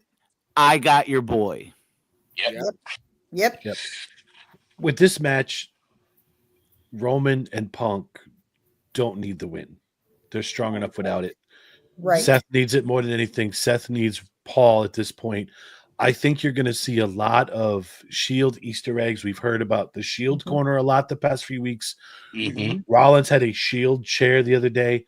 I think you're going to have Roman and Seth teaming up with their disdain against Punk, beating him down, and Paul is then going to turn on Roman for putting his hands on him the other night. That's going to be the end of it. I don't know. I feel like the masterpiece defeating its creator. Yeah. Space talk to me. Where's your head at? I mean, I feel like there's a level, and he kind of did this the other night. Seth is going to push to kind of open Heyman's eyes on who really is there for him, right? I mean, he did that. But I think he dabbled in it, and then he stopped short. I think that's going to come into play again at some point, because I think for Seth, he's trying to make Heyman see that they both say they're all about you, but Punk's already declared he's all about his money, right? And Roman's all about him in the whole thing, that everybody betrays him, all of that. So he turned his back on him, and I think that's going to come into play a little bit deeper. But I think the reality is that it is going to have a lot more to do with Heyman to keep all three of them equally involved in the match throughout the duration. Because that's an interesting dynamic too, Stacey, that I forgot about. Like, the Advocate, right, has been there from the beginning with Punk, but Punk left him, right? And then you have that dynamic with, we've always seen Roman treat the wise man like a wise man, but kind of down talk him. Yes. Hey, yelling at him, and then like leaving him after WrestleMania and letting him be with Solo and letting him go through the table. Like, does he really care about you? You know what I mean? So there's that dynamic too, that it just makes really. Do you guys? I don't know who said it before. Like, the build-up for this match has been so good. It's been so far ahead of every other match that you think all the other build-ups are really bad. It's just that this build-up is just really that good. Well, I mean, the thing is with this build, you know, again, to everybody's point, you can trace the tea leaves 10 years back. Like, you can see it layered after layered after layered, and the way these three kind of pull back and reach back and grab another nugget from 5 years ago, from 10 years ago, and strategically place it and what they're currently doing, and we all wrestling fans kind of see it, understand it, digest it, want to shoot it in our veins, because we're like, oh crap, I remember that. Like, to Aaron's point, how many more times is Seth Rollins going to pop Roman Reigns in the back with a chair? And we all know Till the end of their careers. Again, we're gonna know exactly where it comes from, exactly why it gets the pop it gets. You know what I'm saying? Every time Seth Rollins says something to CM Punk about leaving and abandoning the company, we know exactly where it's gonna come from. We know exactly what he's talking about. You know what I'm saying? So all of those nuggets that were pulled from yesteryear is being brought to the forefront and is making this thing so good. And you add the fact that these guys are excellent on the microphone. All three of these guys are uber All four. Oh All yeah, four. all four. This is not a 3-person match. This is a 4-person match. I keep forgetting about discount that. True story. You can't. And I think every time I think about this match, I always think of the phrase, the enemy of my enemy is my friend. Right. At the end of this match, we're going to find out who the enemies really are and who ends up aligning. And I see that time and time again. The enemy of my enemy is my friend. And that's why this is a match of 4, not a 3. I changed my mind. Paul Heyman's not leaving with anyone. He's leaving him by himself. Paul Heyman walks out alone. I mean, there's been a lot of talk, and Justin, Aaron, even you guys have talked about this. He's had a lot to do with Braun Breaker this last year or so. Yeah, he's been producing his matches. I get that. Rollins is a Raw guy, so if he goes with Rollins, he's on Raw. There you go. Yeah, but I think he walks out alone. After thinking about it, I think Heyman leaves alone. I think he's sick of everything by the end of the match. He does play a part in it, but I think he walks out alone. I mean, that frees him up to do what he wants. If that's the play, that frees him up to go wherever he wants. And then he needs to take his theme music because he doesn't really have a theme music, right? I want alone. Jeez. Moving ahead tonight too. Damian Priest, Drew McIntyre.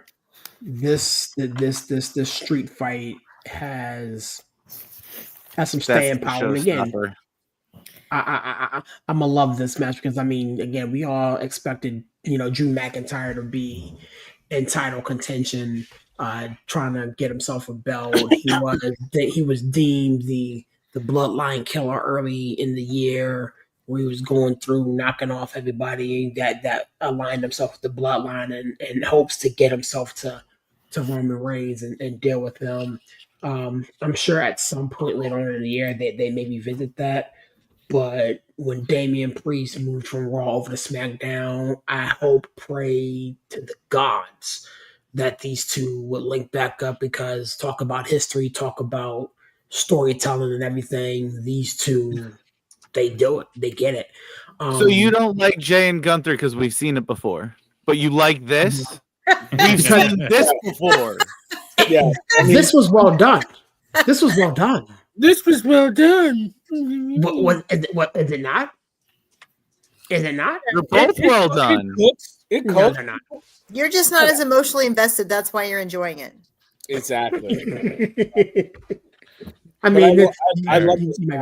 I really think this has a potential to be a good match. I like the element of being a Sin City street fight because these two are just gone off the rails. I think Drew McIntyre is a national treasure.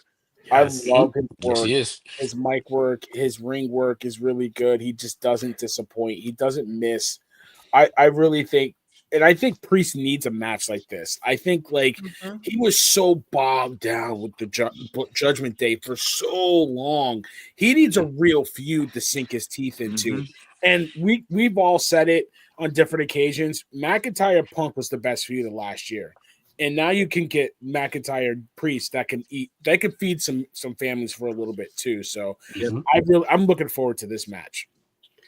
Before I move on, I wanted to go back. Coach, talk to where you're headed out with this triple threat match. I totally missed you, bro. What triple threat match? The Roman Reigns, Seth Rollins, CM Punk. Oh, I totally bummed out. I was watching Red Wings and Devils here in the background. I didn't even know we were still recording. Get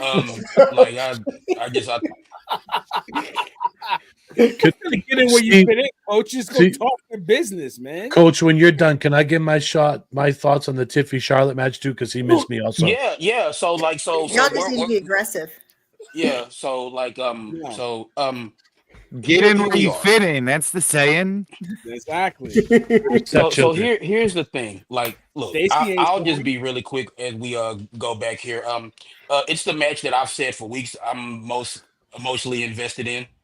I'm prepared to be in tears at the end of this match. Because I just feel like it's going to be such a beautifully told story, regardless of what happens. Who does Heyman leave with? I like what Corey said about Heyman saying, you know what, screw all three of y'all. I'm leaving by myself. You know, so I look forward to that. Oh, man, you talk about builds. This build has been fired. The promos have been fired. This match has the potential to be an all-timer. Again, I like what Stacey said. This is a triple threat match. I know it's okay, Morpheus. Like I cried when I had that bad margarita a couple weeks ago. Anyway, I was waiting for it. Yeah, but so He was really emotional too, man. yeah. Sure It was terrible. It was a terrible. See, you didn't give me time to talk about the triple threat match. So now I'm going to waste everybody's time by just talking about something that's not wrestling related. Okay? Because this is what you get when you don't let me talk about stuff I want to talk about. I will talk about stuff that doesn't matter. Well, you didn't have to try the margarita. I'm just dying to know. Okay. So once again, I will talk about Buena Tarde Mexican Bar and Grill on Elworth Street in Pittsburgh, Pennsylvania. Count your days, because that was the worst margarita I've ever had in my life. Oh, jeez. Oh, God. This is what happens when we're here too long. Oh, God. Steve, you all right? I'm fine. Fine. You sound like a woman right now. No offense, Stacey. I'm fine. When they say I'm fine, that means you need to look out. No offense taken. It's true. I am okay. Oh, jeez. Now, Aaron, your thoughts about Tiffy and Charlotte? Maybe I don't know, because like I'm probably gonna need a margarita during that match. It's gonna be that bad. Yeah. I got time to go to Pittsburgh before then. I'll go grab one for you. Yeah, just don't go to Buena Tarde. Yeah, I don't. Oh, no, that's exactly what I'm gonna get him. He wants a margarita. That's what he's getting. Wait, AB, you're complaining you didn't get to talk about Tiff and Charlotte, and then that's what you got to say about it? Yeah, because I'm not even interested in it at this point. I can't listen. I can't follow up what Steve just did. Like I'm out. Like, so back on track. Here we go. Mm-hmm. Okay. So anyway, Priest and McIntyre, everybody. Should be a good match. Yeah. Steve, where's your head at with this, man? Look, I like Drew McIntyre was my superstar of the year last year, and he is well on his way to being my superstar of the year this year. The social media work, the ring work, the eye patch, everything like that. I mean, he's money. I want him to get some gold this year. I just think it's time for him to get it and keep it and have a good run with it. Priest is a guy who I like. They did a little test run with him with the strap, and I think he did well with it. He just needs a little bit more seasoning, and he needs people to care a little bit more. And here's something. I think he needs a new theme. That's what I told my daughter. I think he needs a new theme. Yes. It just because it's still Judgment Day. Judgment Day coded. It's still Judgment Day coded. It's still like you expect to see him. You expect to see Carlito and Dom and Finn to come behind him when he comes out. You know, still. And boy, I tell you, if somebody needed a refresh in their gimmick, it's Damian Priest. Like he needs the music. Coach. I think it's to your point. It's the music. It's like I'm expecting to come out with Gangrel with a cup of blood. Like, you know what I mean? Yeah, like, I need him to come out with not too much flash to it, but just a little something that, you know what, I'm here, man. About those logos. It needs some attitude. Something, yeah. It needs something. It needs, you know, a little boricua, a little, you know, something, you know what I'm saying, something to shake your shoulders to, or something, you know. He's been playing on that big time. Give it to him. Yeah. Yes. Yes, Yeah, here like for see what that. Bad Bunny's doing. Get Bad Bunny to cut him a song or something you like go. that. Yeah. Make some I don't fire or know. something like I don't that. know Oh, what that'd I be don't know. fantastic. I don't know what Yeah. that is. What's a bad Coach, make that happen. Yeah. Mm. What's yeah, a bad this what is this that? match is gonna be. I think it's gonna be awesome. I think it's Yeah, gonna it's gonna be an steal the awesome night. match though. Yeah. I really You think do. so tonight? And to Barry's point earlier, Drew's improved a lot over the last 2 years. Yeah. I think he's number 2 in improvement. I think Dom is number 1. Over the last 2 years, where that kid is gone, good Lord. Yeah. Yes. Amazing. But I think hated when- McIntyre 2 years ago with the I did too. sword and all of that. Like, I did too. once he got this Punk helped him. That Punk feud, he just took off. Yeah. Because he was able to work the mic, and you could it wasn't the complaining, but it was like, dude, I'm right. You know I'm right. You may not like it, but you know I'm right. You know what I mean? I think the thing, And he was I think the thing that right. Kind of helped. I think that helped that so much. Again, to Justin's point was for a while they could never put paws on each other, so they had to sell this with social media. They had to settle with the mic work.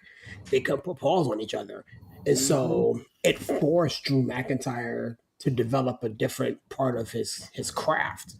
So now he's just literally untouchable. Like mic work A1, social media work A1, ring work A1. Just everything that he's done. And again, Stacy knows this better than anybody. I couldn't stand Drew McIntyre. Couldn't stand him. But he's over. He came up. I remember when he came up and he was the chosen one back then. I was like, what? Oh boy. What are we talking about? I don't see a damn thing in this dude. And from that till now, Yeah, great. and for him to be so far away from that, because that doomed him early in his career. Yes, it did. You know, and for him to now to where people don't even really bring that up anymore. That just shows how hard he worked and just how he's turned this thing around for his whole career. It's just like it's crazy. And I think he did it. I think he really put in the work last year. I mean, and Sirius, you're right. You and I went fisticuffs more than once last year because he is my jam. Both of them are they're my people. I love them. And I think the reality is it's not that they forced him to do it. I think they took the cuffs off him to allow him to become exactly who he wanted to be. I mean, we are getting Drew the personified every chance he gets. And I think he really took his own reins by working the social media presence. He really led it last year. He's the one that pulled it every way that he could, and he opened the door for everybody else.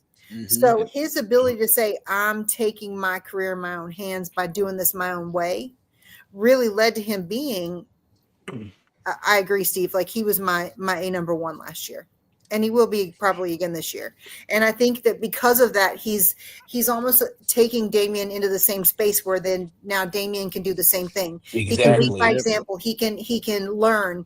And putting this together just allows him to grow too. So by the end of the year, we can see another force. It really is a great. It's a partnership. I mean, I'm here for this match. I'm here for it to be a little longer.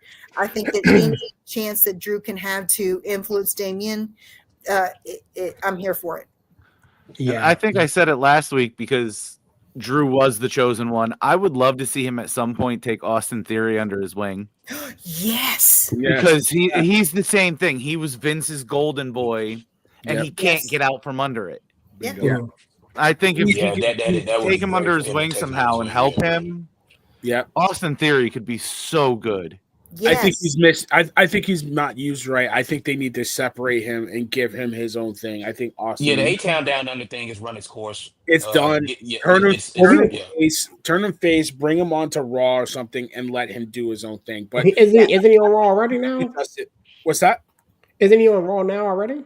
Am I missing something? Really, he's on NXT. Like he's on NXT. Okay, you're right. I don't even know, but like rising tide lifts all boats, and I think Drew McIntyre is going to lift up Damian Priest, and I think he can do it for other guys too. I think anybody he works with, look at how he made Jimmy look pretty good on SmackDown a couple of times with those matches. Like he works, and give him credit. So I think it's going to be.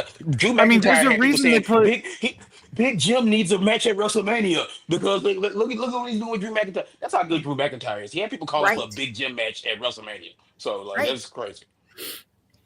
I love that, Zach. I love that, Zach. I like that, Zach. Bring that back. Bring that back. Bring that back. Oh, Zach, we need to talk. We need to talk about that in our next family chat. I'm here for that. That you know I like what? that actually. The cross effect can lift a lot of like a lot of boats too. I That's think another one. Yeah, that's a good point, Zach. It's working for AJ. I like that. I like that. I didn't even think of that. That's a good pull. Well, that's good stuff there. That's a good pull, man. Aaron, where'd your head at with this Damian Priest, Drew McIntyre? I'm over this long-term feud with these two also. This started last year at Mania. It's drug out for an entire year now. Let these dudes do something else. Either way, to be fair, Aaron, there was Punk McIntyre there. Understand that. Correct. But I still think either one of these dudes, they're going to lose momentum, whoever wins and goes over in this match. They're both two budding stars. Drew is probably at the tail end of his career. Priest is just starting. I don't know if Drew's going to start working more and putting talent over. He's too good to be doing the jobs, though. Like, they need to utilize these two big dudes more somewhere else. I mean, I know they needed something for them to do, but I hope they figure out a different storyline for these two guys because I'm over watching them. It's not that they're bad. It's just it's stale. I can watch these two go at it until I'm blue in the face. Yeah, I think so. But then you're gonna be screaming, "There's no build though," like Jay and Gunther. because that build sucks. That build sucks. Yeah, I'm gonna let you drink some of these too while you're at it. I think we got to let these two build after Mania because I don't know if you could put any of these guys in a title match. What do you do with them outside of a title match? They're going to be sitting SmackDown trying to figure out what to do with them. They got a big crowded locker room right now. Yeah, let them cook together. I mean, I'm with it. Did anybody else that wanted to talk about this match get a chance to talk? I ain't trying to miss nobody. Worry. What's up? I have Steve go on a 2-hour rant about a margarita. That was disgusting. I'll keep it quick. These are two of my favorites. I love both of these guys. They've both improved greatly over the last year and a half, 2 years, and I'm excited for this match. Sin City Street Fight. This is going to be badass. This is going to be better than Sammy Kevin, right? Mm-hmm. It has to be. Has to. It's a very low bar to go over. You know, I honestly hope we get like you guys remember. You remember Goldust and Roddy Piper? You mean Cody? Oh, the Backstreet, the Backlot Brawl, whatever. Yeah. Right if you I got hope the car. it's something like that. I remember that. I really hope That'd be amazing. Listen, if they gave me what Kevin and Sammy gave me, I'd be happy. They're not building it to be a bloodbath. They're building it to be a street fight, which is what Kevin and Sammy had. Well, you know, we're gonna get the street fight, like I call it the loop-de-loop. They're gonna go out into the crowd. They're gonna fight in the crowd a little bit. They're gonna make the way to the sound part. Somebody's gonna get like slammed into like one of the tables over there, and they'll find their way back in the ring. I mean, I hope they go backstage. I hope they bring it backstage a little bit. They let Bronson Reed and Braun Strowman go into the back. Yeah. Oh, we can get anything close to that match, then I mean, yeah, that's gonna be fantastic. Moving right along. We have, which I think is going to be an interesting match. We got the Fatal 4-Way: Braun Breaker, Mysterio, Penta, Finn Balor. Everything that I'm kind of feeling and reading. I think, I don't know if it was Corey or Justin. It may have been Aaron, but I think this is where Dominic Mysterio finally gets a strap. Yep. I think, and he's, you know, and I think he, you know, pins Balor to do it. Yep. So I agree. Talk to me. I kind of was thinking, put the belt on Finn. Oh. Put the belt on Finn, pinning Dom. You can then build, because Finn's fantastic. He's helped build Dom to what Dom is. Now you let them feud leading to SummerSlam and put it on Dom at SummerSlam over Finn. That Dom would be like so over by that. I already think he is. I think he's. I mean, he is. I think I would love to see him get it, but SummerSlam sounds cool too. Yeah, So because I don't think Dom has had the singles run to get to the belt that we need to see. I would like to see from Mania to SummerSlam, to your point, just like kind of get that build. But listen, I love Penta, but it's not Penta's time yet. Nope. Let him breathe. Let him breathe. And I think Braun's run has been okay. It's been okay. I think it's weird because he came in as a heel, but he's so good that the crowd won't accept it. So give him a face run. Like really let him go. And I don't mind Finn winning the belt and let Finn get a run with Breaker for a couple matches, because I thought those two worked pretty well together in that match on Raw. So I wouldn't mind seeing that. But I just think this match has the potential to be a real steal. Like a real show steal, you know. You mentioned that Dom needs to go on a singles run, but in order for him to go on a singles run, wouldn't you think you had to break away from Judgment Day to do it? Because this match does it. This does it. Yeah, this match breaks up Judgment Day. I believe. This leads to Finn Dom at SummerSlam, one way or the other. So I you have get a reverse. One You get of a them reverse is leaving with the DX. belt. You get a reverse DX with Liv, Raquel, and Dom. I have a theory. More so kind of what I want to see. All right. So you guys remember when Eddie Guerrero pinned China for the IC belt? You remember how he did that? He's like hugging her and ended up pinning her. So what I really want to see is for this to just be an all-out brawl. And at the end, you have Dom falling on top of Finn, pinning him to take the belt. And then that could lead to Finn and Dom at SummerSlam like Justin wants. But I think he sneaks it in Eddie Guerrero fashion. But I think if you're leading that to a title match at SummerSlam with those two, I think you have Dom chase it. You had Dom chase it, or you have Finn chase it? You have Dom chase it. I think it's better if Finn chases it. Yes, because then we have the opportunity to get Demon Finn. Yeah, because exactly. I feel like Demon Finn if he's chasing it. He gets kicked out of Judgment Day. Yep. Dom already has the nuclear, heel heat. So you have Finn kind of go away from the Judgment Day, and then again, it's like he's gonna have to go back to Demon Finn in order to defeat, like Dom at SummerSlam. I would like the build to go that direction. Yeah, I think that's the play for sure. This is the only match that I want to see somebody interfere is, and we're forgetting the X Factor, and that's JD McDonough. I think JD comes out, helps Dom win, and ends the Judgment Day. It's done. That would be something. Then you see Liv and Dom with both IC straps as a power couple. Opie said that it was talking to him about this yesterday. We had the same theory. Dom and Liv as Intercontinental Champions going into SummerSlam. Ooh, nice. That's nice. That would be great. I don't hate it. Not even a little bit. I don't hate it a little bit. But I think this is going to be a good year for Breaker. I think getting the strap off him, but it's giving him a little bit more air to breathe. Let him go. You move him to SmackDown. Let him go after Jay. That'd be interesting. But I just think that Breaker is so good in the ring. I think want to see him and Fatu go at it. That's why I say you move him to SmackDown. Move him to SmackDown. Let him go for the U.S. Championship. But I think somebody said it. Give us that. Give him an advocate. Give him Heyman. And now you really got something. Because give who Heyman? So good. But I mean, Breaker's good on the mic. He is good, but he would be better. Yeah, I mean, everybody gets Roman better with Heyman. is great on the mic. He still had him. Yeah, right. Roman was terrible on the mic.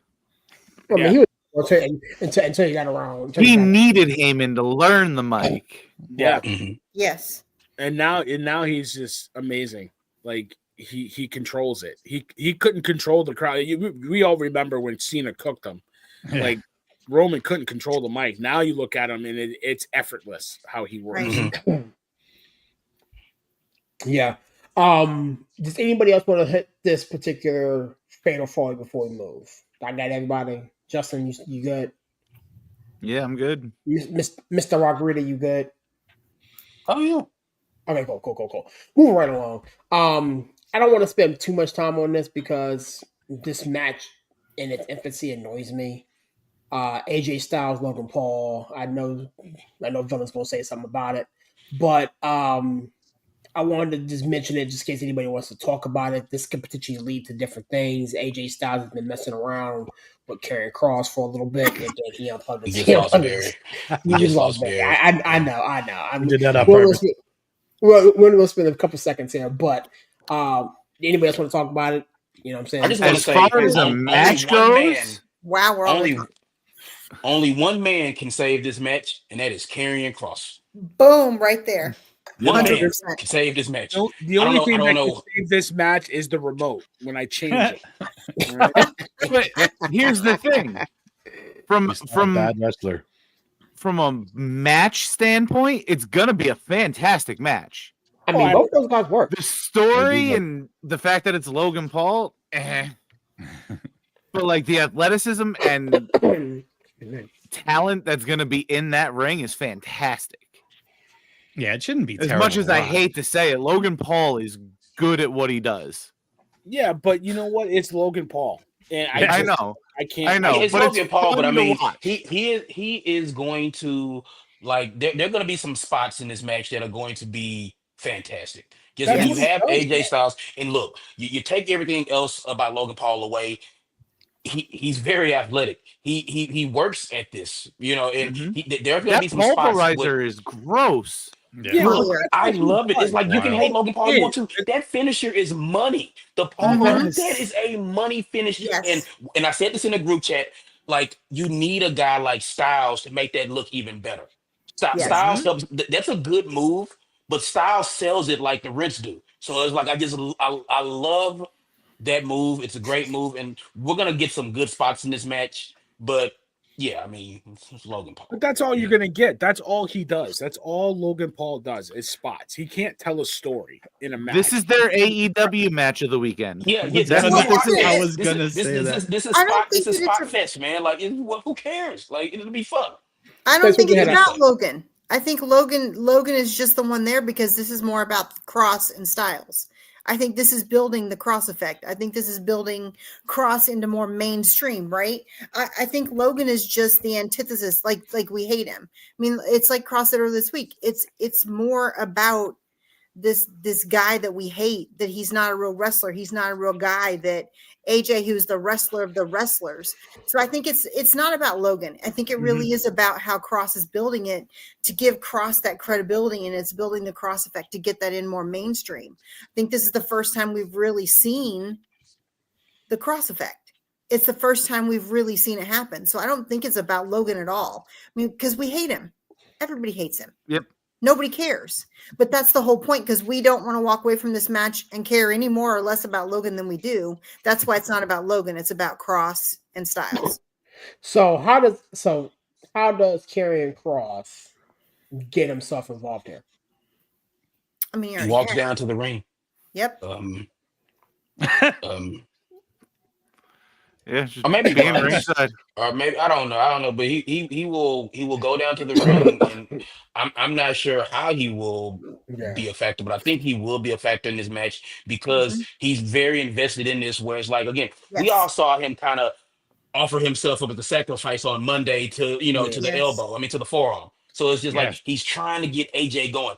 And when it looks like Logan Paul is about to win this match, I think that's where Cross comes down and kind of like interjects and gets, AJ going, so to speak, or whatever like that. So I don't know exactly how, but I do think Karrion Kross will be involved in this match somehow, some way. Agreed. That, by the way, Monday was poetic. To just turn into that with his hands behind his back. Yeah. Fucking awesome. Good. Yep. Yeah. Anybody else want to hit this before we move? Yeah, Harry, I hope Logan Paul takes a long break until SummerSlam. And I feel bad that AJ Styles has to do this match with Logan. Right, really feel it's all right. AJ Styles doing this because his kids probably like Logan Paul. Like, look, Daddy's working with Logan Paul, kids. Like, oh, I mean, yeah, plus cool. AJ Styles can keep up with them. Yeah. I don't care, dude. Like, I really don't like him. I really don't. It just, as a wrestling fan, this guy is a joke. The guys, we're done. I don't want to do this. I mean, I get it. The guys in the locker room probably feel the same way you do. Yeah, absolutely. Because he doesn't. He just exactly. practices his Exactly what Cross spots said. and calls it a match. He practices his spot one. I'm gonna do this flip off the top rope, and everybody that you saw at SummerSlam, and everybody's gonna think that I'm so awesome, that I'm so underrated. It's just 3 spots that he practices on a mat, like a bed sheet with a mat in the backyard. Like the guy's a joke, man. I'm sorry, man. Like. I've seen the greats like Shawn Michaels, man. Like I've seen these guys do these spots, but I've seen them also do a great match, like with real storytelling. Logan Paul is a freaking sideshow. Like he's the freaking circus. All right, he's the Maverick. Like, hey, yo. Like, yeah, he's also the money. And he's so humble. There's a lot of money. I'm not paying to see him. I'm not paying any money to go see. Oh, Logan Paul's here tonight. I gotta go to Raw. I'm not paying to see. No, that. his brand. If the WWE needs to stoop to getting a brand like Logan Paul to get eyeballs on WrestleMania, then they got a bigger problem. All right, that's my take on it. But haven't they always done that? Pulling from Hollywood and pop culture? Yeah, they've always done that, and I've never respected it. Nobody respected when Floyd Mayweather had to fight the Big Show. Big Show didn't want to do that goddamn match. It was a joke. He didn't want to do it, but hey, it's money. You know what I mean? Yeah. Like I watched Lawrence Taylor and Bam Bam Bigelow 3 days ago. Right. That was a good match, though. Yeah, I was saying it was like Lawrence Taylor. Who would have thought? Like actually put the work in. Yeah. Yeah, I mean But, that's the thing. I don't boo Logan Paul because he's a heel. I boo him because I'm tired. He sucks. I hate him. I really don't like him. I really don't. It insults my intelligence that he has to be out here. So we can move on. I don't want to talk about it. Yeah. Move right along. Yeah, Moving right along. Triggered. The villain is triggered. Right. Mommy's still mine. Mommy's still mine. This match brought to you by Prom. Yeah. No. There you go.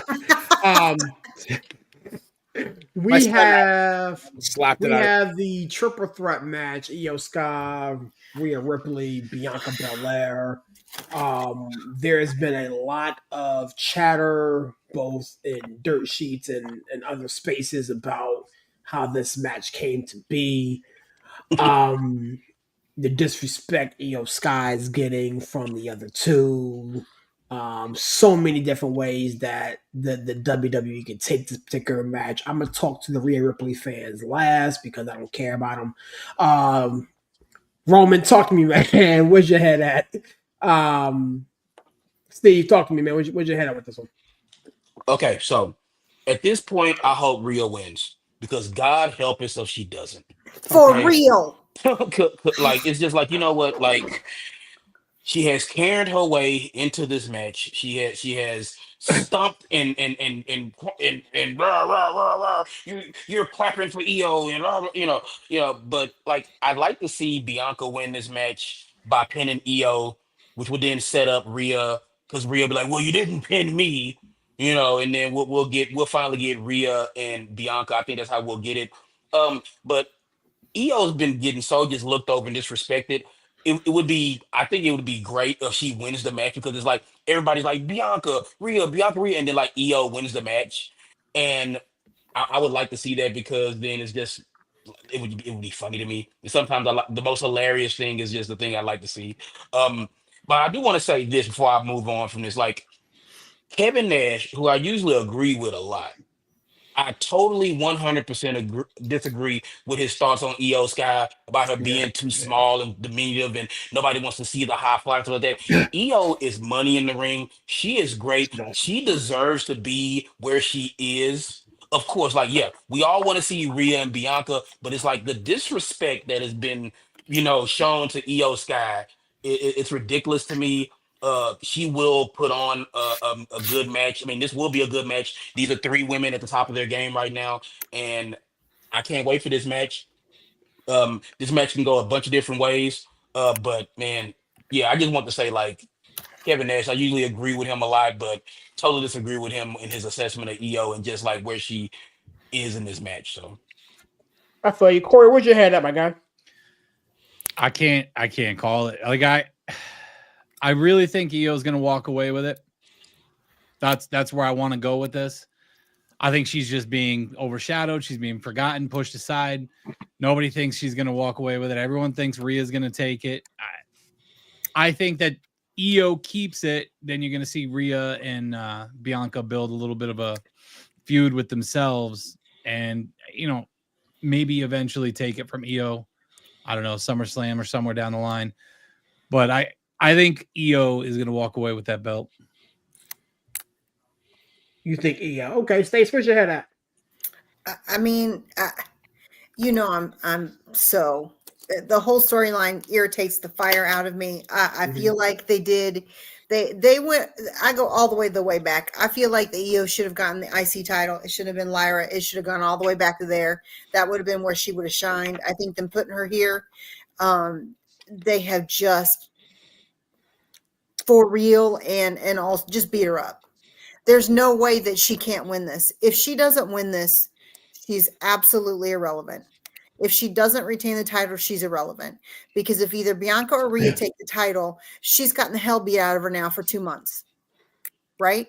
Then it's, well, she should have never had it to begin with. She should have never been a contender. It's just, whatever. And she loses her credibility. I think that we're at the point now where I agree with Corey. I think that it gives a longer build to go directly with Rhea and Bianca if Io retains. But if Io retains, she never should have been this to begin with. She should have never been part of this to begin with. It should have never had anything to do with Io. She should have never been part of it. And it's just a trick bag now. No matter what happens, it's a trick bag. I think we all wondered why they chose to put the strap on Io to begin with, especially after Elimination Chamber. Mm-hmm. You know what I'm saying? Like they had, in my opinion, a WrestleMania worthy match with Bianca Belair and Rhea Ripley. The fact that they put the strap on Io, no disrespect to Io, because the girl, the ladies is on point. She's great. But I would, to your point, Stacey, I would have much rather have seen her in Lyra Valkyria, or give her something with Chelsea Green or something to do. Imagine what we would have had if we had Io and Roxanne. We could have kept her up, and that could have gone hard. If Io had the IC, can you imagine what we'd be seeing this weekend? Yep. They totally misplaced her, and we would have so much better across the board than we have now. Do you think maybe they did this to get the no DQ, make it a triple threat, so there's a no DQ, to have some kind of interference where it's not going to cost anything? No, I just think they dropped the ball with the booking on this whole thing altogether. I want to believe. Do you think it was intentional? I want to believe there's something up their sleeve here. Like they've been so good at storytelling lately since Hunter took over. I can't believe that they did it for nothing, right? Corey, I think this is no different. It goes back to the whole WrestleMania thing, and I know, Sirius, you and I talked about this months ago.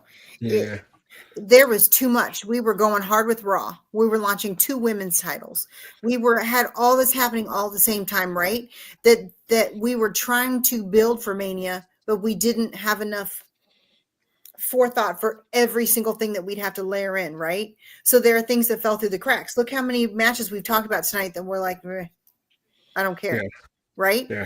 And this is one of them. I mean, they just really misguided all the way back to the IC with the brackets. It should have never been that way. And because they mishandled the IC title and the way the brackets fell, and then because I'm all about Chelsea. That was perfect to do that. But they just put the people in the wrong brackets, so women were in the wrong spots to begin with.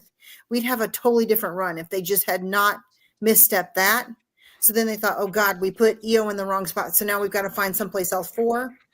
And they threw into this, and it was just the wrong choice. Neither one of those belts are being defended this weekend. That's right. That's right. Neither one. But Rey Mysterio has a match. Yeah. He sure does.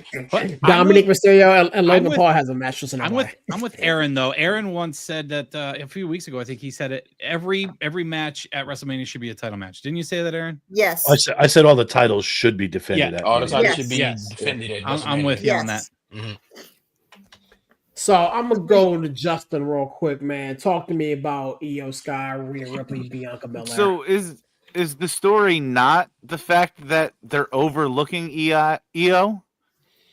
That both the wrestlers are, both Rhea and Bianca are overlooking her intentionally. They're building Rhea, Bianca, probably to meet at Queen of the Ring, to go on and see Io at SummerSlam. You put Io over, she gets her respect because she beats them, because they can't stand each other so much right now that they get in their own way. But I don't think they built it wrong. I think that it was an intentional build this way. They knew that Io was going to be overlooked. So she gets the title, and then we still go, we're going to go the same tussle with Bianca and Rhea. If it's not until Queen of the Ring, yeah. Because we all know there should have been a DQ that night because Bianca put her hands on Rhea. Here we go. We already know, Mommy. Can I go now? And that's not okay. Yeah, you can't touch Mommy. She should have been DQ'd. We know that. Oh, Jesus. Oh, Jesus. But seriously, so Mommy 100% deserves this match.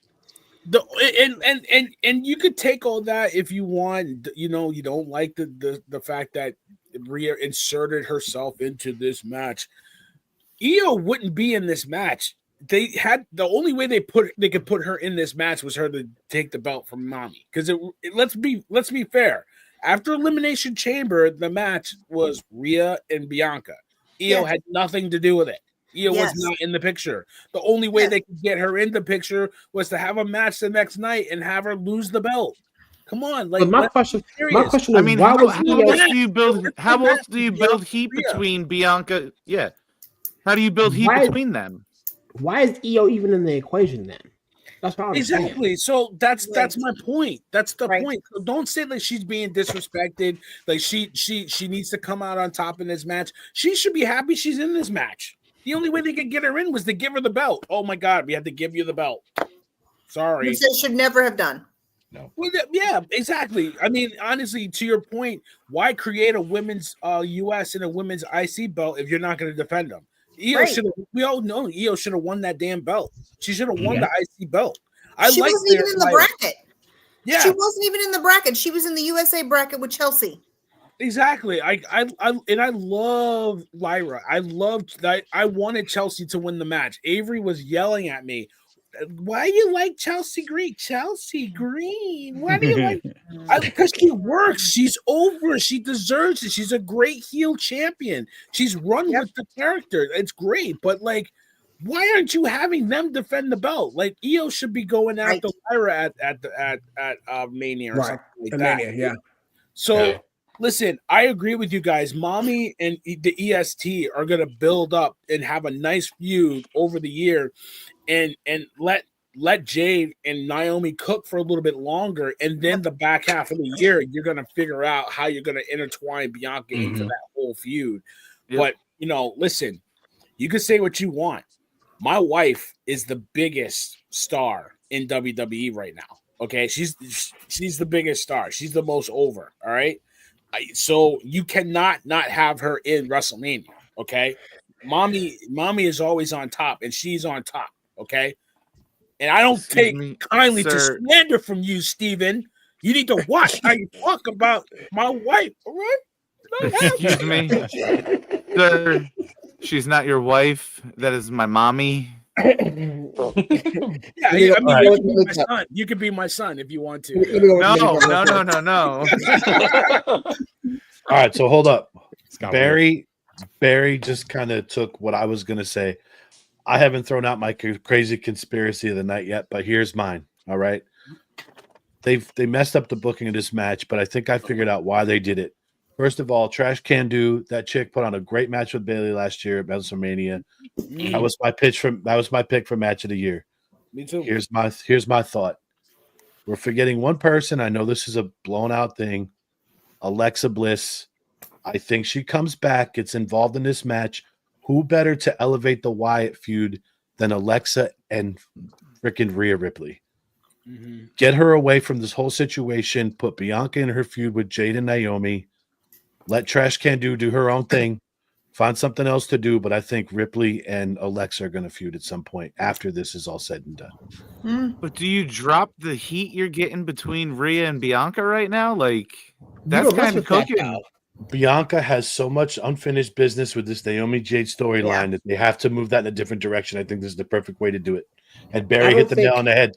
Rhea's a big star right now. What better way to pull the Wyatts back up and make them relevant if they're feuding with Ripley? Yeah, but that could kill Rhea. Do you take that chance? Nothing is going to kill Rhea Ripley. I'm sorry. Yeah, I mean, Nothing. I can see a situation where the point of throwing her in what matters. No, I can see a situation where Rhea wins the match and then the lights go out in Allegiant Stadium, and then they come back on and like Alexa Bliss is there with the Wyatt Six in the ring, and then I can see something like that happen, and you build that up, and then that'll get a real big pop from the crowd, stuff like that, and then that I can see that being something that might work. I don't see, again, this may just be me not seeing it. I don't see a reason for the Wyatt Six to mess with Rhea Ripley. I don't see it. She was in the Judgment Day. But who was she betrayed? She's been so far removed from the Judgment Day. It's not even worth mentioning that. Braun Strowman's been removed from the Wyatts for how many months, and they're still talking about him. I don't think that's when they come in. I think that it's Alexis and Nikki. Yeah. Alexa and Nikki are coming in for the women's tag team. And that's where I was about to go next. That's where they're going. They're coming in for that because Liv eliminated Alexa out of EC. Yeah. That's possibility. I think they get involved with the women's tag team with Liv, Raquel, Bailey, and that would be a great way to bring back the Wyatt Six. That actually could. That's the only reason why that match would be necessary at WrestleMania is if they're reintroducing Wyatt Six. And that's the place to do it because Liv got rid of Alexa at EC. She brings the heat. That's the only reason why we're getting this match. Without that match, this is irrelevant. Yeah.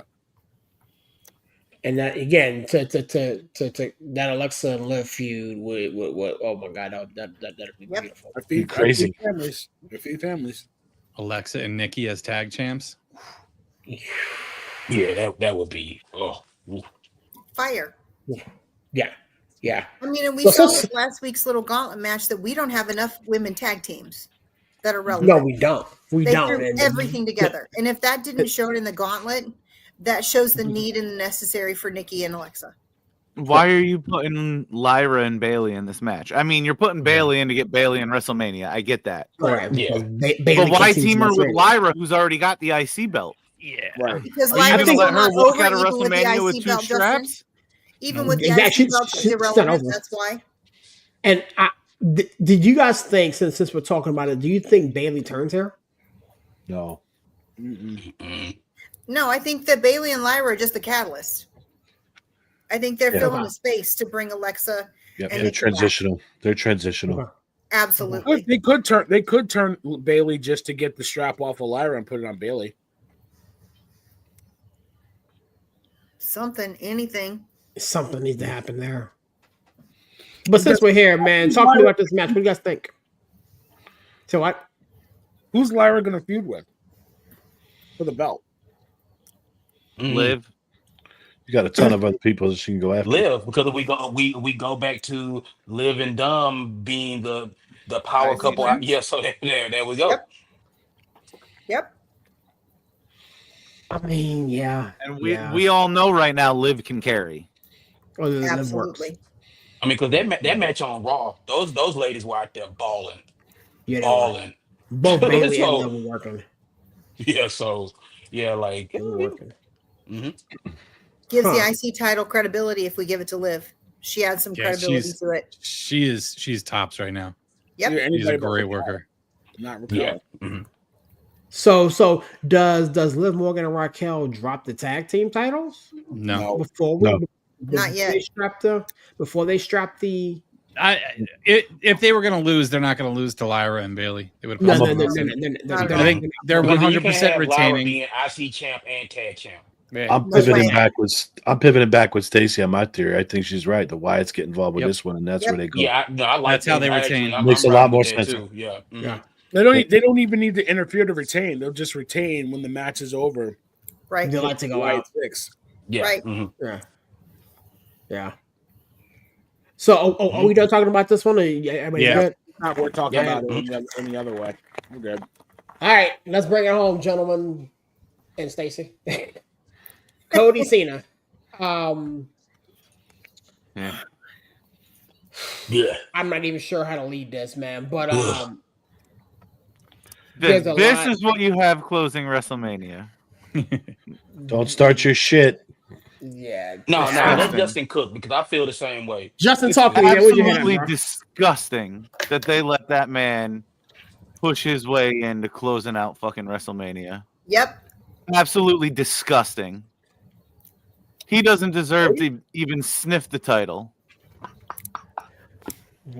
Man hasn't won a singles match in how many days? A long 2,000 years, right? Justin, when's the last time you won a singles match? I don't care. It's not my profession. Like, just over it. A second. A hush has fallen over the crowd. It's a very split room right now. Justin space. Okay. I'm His last single match win was in 2018 versus Triple H. It's 7 years is the last time he won. 7 years since he won a single match. You need someone to start making a point about Cena, and then Justin will get involved and jump in because that's when he gets fired up. That's just. All right. Can I Okay. All right. Cena still has a name, man. It's still main event level. His name still sells tickets. So that the main event is more Cody's than Cena's. Correct. So Cody needs it. Cody needs it more than Cena. I don't think Cody loses. I don't think No. John takes it. And after the last couple of weeks, I don't think John Cena is going to win it until the very end of the year. I thought Right. that. So I think we're gonna come full circle. Okay, Jay's gonna win this match against Gunther. He's not gonna have a year-long run like these other guys get. He's gonna carry it for a while. Then Cena is gonna take that belt at the end of the year because he got eliminated by Uso in Royal Rumble. But, Now he's gonna end the year taking the title from Jey Uso. I think he carries it from SummerSlam and walks out with it, but I don't think he walks out with Jay's. I think he walks out with Cody so they can rework that belt, and you let the man leave with his record. I don't think he leaves. I don't think he leaves like that though. For a minute, Why not? He's already told you he's gonna do it. Well, no. He told you after Royal Rumble he was main eventing WrestleMania. I mean, again, we knew that. He also said that he's going to take that belt and go away with it, and the fans can buy. And he will. Yeah. So I got that. I just don't think Why not? They let him force his way into WrestleMania. Did they? I think he. I still think that Mania. I still think that he's about putting people over on this run. But yeah, I don't think it's about. I don't. I honestly think he is too. I don't think he did Hogan politics and forced his way into this match. I really don't think he did that. I think he's trying to put Cody over. Yeah, I think honestly, after Elimination Chamber, everybody was talking about Cena for over a week. Everywhere people were talking about Cena, not just in the wrestling community, outside of the wrestling. Yep. And I think one of the elements that we're missing that's been a fail for this whole feud for the last month is The Rock. Yep. Where's he been? Yeah, where is the way? Where is the way? Where is he? Yeah. Where you been? You're not even showing that, the way it was pictured, the way it was presented is that John did the deal with The Rock to get to this point. And where have you been? Mm-hmm. You know what I mean? Like it's been, I don't know if it's been they probably wanted him in the storyline, and then his schedule is his schedule, and here we are. He hasn't been able to promote it. Yeah, he got UFL business to tend to, guys. So I mean, it's like he got important business to tend to. So we can't bother with Dwayne. It's just like he just shows up, and then he'll show up, in Vegas Saturday or Sunday, and like Caesar returning to Rome, and it's like, it's like, oh, hey everybody, I'm it's me, here, it's just, and it just like, he'll have a flamethrower and he'll do all kind of cool shit with that, and then and then I don't know, it's just. Yo, Zach is For cooking that right to now, happen the dog. way it did, and for him to be absent, is just like, it's weird to me, Yeah. So. It's weird though, you know what I'm saying? So the biggest question is, where's Dwayne? However, this match can cook. This match is gonna cook.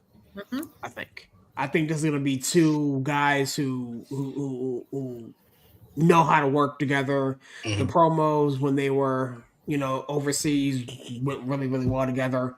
I think for the sake of business, I think Cena wins this. I don't know. My only thing is looking ahead. I feel like Cena has to win, because if I'm looking at the schedule going forward, there's quite a bit of time where we don't see Cody listed. Cody needs a break. Cody needs a break. And that's why I think Cena wins it. I think Cena wins it. Cody gets a break.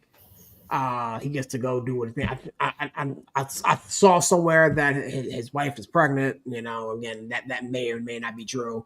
I mentioned that to Stacey a little bit ago. We tried to find it, but I may not watch this match. Cody needs a break. You're gonna watch it. Hey, listen, I may not watch this match. that's the burden of being the man. Like, Right. you don't get a break. Right. What we're all failing to realize is, as much as we're invested in this and watch the storylines, this is a business. Yes.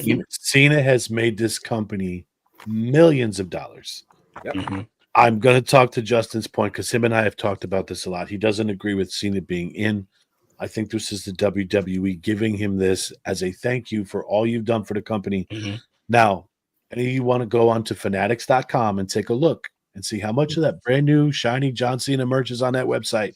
No, they just had a massive drop of new Cena merch. Yeah, 3 and 4 different colorways of the same design: hoodies, football jerseys, t-shirts, hats, you name it. And it's all the farewell tour. This dude is a cash cow. They're going to ride this out. Now, I'm not saying he's going to carry it through. I think he's probably going to carry it through SummerSlam. The big thing that I realized too is the last Saturday night main event of the year is in Boston, Massachusetts. I think that might be Cena's last match. I don't necessarily think he's going to hold the title that long, but what a way to send him off into the sunset. This is it. End of 2025. It's your hometown. Be gone. I don't think there's any way they don't put this belt on him. I know everybody's saying that Cody's not advertised. That could be by design too, to kind of throw everybody off, because I saw a post today that someone's like, oh, Cena's, advertised for the Raw after Mania, but Cody's not. Well, duh, because Cody's on SmackDown. Right. Cody don't need to come to Raw. So there's a lot of things that are floating around that are throwing people off. And I've said this since November, Cena's going to win, whether I like it or not. This is how it's going to play out. It's a business. They're making money off this guy. Yeah, they already got the Cena Championship merch ready to go. Yeah. Yeah, that's not going there. There's some village in Somalia, right? That's going to get sold. People are going to be grabbing those on the way out of Allegiant Stadium Sunday night. That's the same village that got all the Bills t-shirts from the Super Bowl they didn't get to. All 4 of them. You're welcome, Sirius. I love you so much for that. Corey, where's your head at with a big guy? I think Cody wins. I mean, I think I gave my take before. Okay. Like I think they're shucking everybody. Yeah, I think Cody takes it. I for the last couple of weeks here, after all these promos, I personally believe Cena is going to try to, put him over. He's going to help out Cody. They've got that history together, and quite honestly, there is a part of me that feels Cena doesn't break the record this year. So, Corey, I'm gonna spin this back to you. Does Cody have enough respect for Cena to be the answer to the trivia question? Maybe Cody wanted to be the guy to put Cena up for 17. I mean, he could, but I mean, to me, Cena's the past. Cody's the future. I just don't see it. I don't see a world. Again, this is just me. I don't see a world where Cena does all that stuff. The losing the Royal Rumble, to bogarting himself into Elimination Chamber, to flipping and turning heel, Chamber, to doing all the promos and these fans suck and you did this to me, not, but all the stuff that he's done leading up to Mania for the WWE to not give him the strap. I just don't. I have a hard time wrapping my brain around if that's not where this was going. Then why? I don't know. I think to me it's the way he did the heel turn. It's the way they did the heel turn for him. That's what made me start to feel this way. I was on board with Cena taking the title. I thought that's what was going to happen until the heel turn, because to me, when they made him flip on the fans instead of Cody, when they went to that, I think if he was going to win the belt as a heel, he would have just come out and been like, you know what? This is my final run. I'm doing this for me. I'm getting there by any means necessary. That's why I joined the Rock side. I'm going to take it. I deserve it. It's mine. If that's how he came out with it, I believe it. I believe, no doubt, Cena's taking the belt. But for him to berate the fans, for him to go after the fans and have Cody sitting there standing up for the people, I think that's John lifting Cody up with that. That's why I feel that way. I mean, if you think about it, if you look back over John's career, right? John was always the voice of the voiceless. He was essentially the people's champ, if you will. You know what I'm saying? He was always defending, fighting for the people, and hustle, loyalty, respect, fall down 9, get up 10, the whole thing. And now, kind of while I'm thinking about it, that's now what Cody's doing. And again, Cena alluded to it in his promo, like, I gave you the blueprint. I gave you, you were my driver. We sat there and talked to this, that, and the third. So I can see your point. But at some point, on the flip side, you have to look at it like, I am this close. I am on my farewell tour. I have one more championship to get before I eclipse the record. And, Cena mentioned it, I'm trying to get 17 so I can shake the hand of the person who gets 18. I mean, he said it. So, and then you do all of this and you do all the things. So wait a minute. He can say that and it means it, but when he says he's going to leave with the belt, that's a no? What do you mean? He said he's going to leave with the belt. Right? But that didn't mean nothing. But he said he's going to get 17 so we can shake the hand of the man who wins 18. Right. Why does saying that hold weight? Because it's John freaking Cena. Okay. He also said he was leaving with that belt. I mean, walking away with it. Again, so he said all of the. Again, you got me thinking again. So it very well could be that he doesn't get it at Mania then. Yeah, he can't. He gets it at SummerSlam and he walks away with it. Walking away with it, he can't. He can't win the belt until the very last thing if he's walking away, because he's not going to carry it. And But then, why the heck did you do all of this? You're not just going to have him heel for a short period. Let him run heel the whole summer. If he takes the belt at Mania, who's he going to wrestle at the rest of the main event or the rest of the PLEs? Right. You're going to build up a different story for each one? You got King of the Ring coming up. You have Money in the Bank. You can't let him win all those. And then not let him win, but you throw him in the match. Yeah, but you can't let him get in there and then win and then not win the belts. He's got to win at some point. If he's the more we talk through this, the more I may have to flip, because there's a lot of year left. Yeah, and I don't think Cena is. Again, there's no rule that says Cena has to carry the strap all the way through, so he can win it at Mania and then lose it at Backlash. Yeah, I mean, and we got to be fair. Cody's had a good year, but he hasn't had a great year. Like, Right.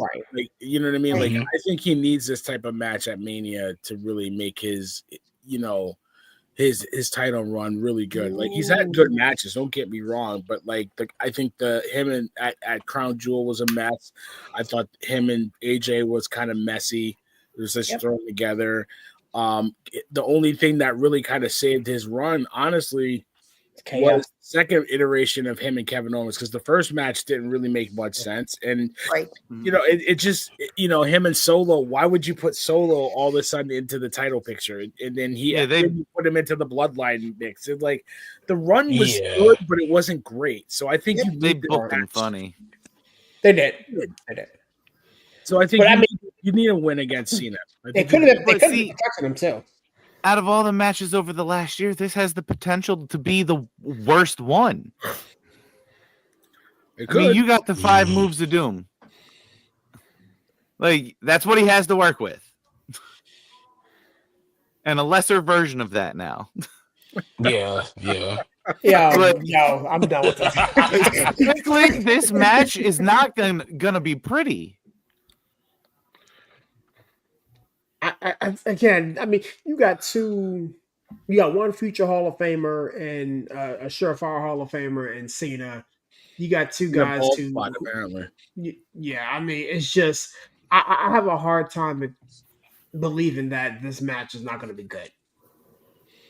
Now, what type of shenanigans? Closing down WrestleMania, you need a great match, not a good match. Yes. Yeah. There has to be shenanigans. Has to. There has to be some shenanigans involved. Has to. Rock's got to show up, man. Like, Rock's going to show up. He has to. You know, you're gonna hear the glass breaking. I'm sure. Yes. You know, he's gonna pop up. You know how fast Stone Cold can get back to the ranch after the Hall of Fame ceremony? Very quickly. Going back to that man will be back at the ranch before like the sun comes up. So it's like it'll be fun. I know. If I'm not mistaken, he said he'd be there to help Cody. Well, I mean, it's just Cody needed him. He said it on some podcast. Mm-hmm. It's gonna be it's gonna be a crazy match. WWE's been using social media and podcasts to build storylines. Yep. Yeah. So I'm expecting shenanigans here. I'm going into tonight's episode. I really did think Cena will win it, but I just You're welcome. Yeah, I hate you so much for that. Because I'm a Cena fan. I've been a Cena fan my whole life. But I'm sorry. Yeah, I don't see how Cody doesn't win it now. Anybody else want to touch this? You know, if he does win it, he turns. You can flip Cena back face. He had to when you put that in there. when you turn Cody. Yep. Double turn. Now he hates you even more. Mm-hmm. Well, you saw what Zach said in the chat, that he has his Darth Vader arc, and he comes back and he ends and retires, and the sunset is a face. Good. He could. He's got a sunset as a face. He can't sunset as a heel. He has. I mean, definitely I give you that. Face, I will give you that with Cena. I will give you that with Cena. But I won't accept that. I'm not even engaging. What's the quickest way to turn Cena back face? Cody's heel turn. To turn the biggest face you have right now. No, stop. No, it's The Rock. It's The Rock. He made the deal with the devil, and then he changed his mind. Nobody's gonna feel bad for him. You don't have to. You don't have to. You're just gonna like the fact that The Rock is the heel, and that's. I mean, and this is where storytelling comes into play, because again, we all remember going into the Rock Hogan match, like what the vibe was. Yes. And the vibe totally changed during that match. During the match. Yes. During the match.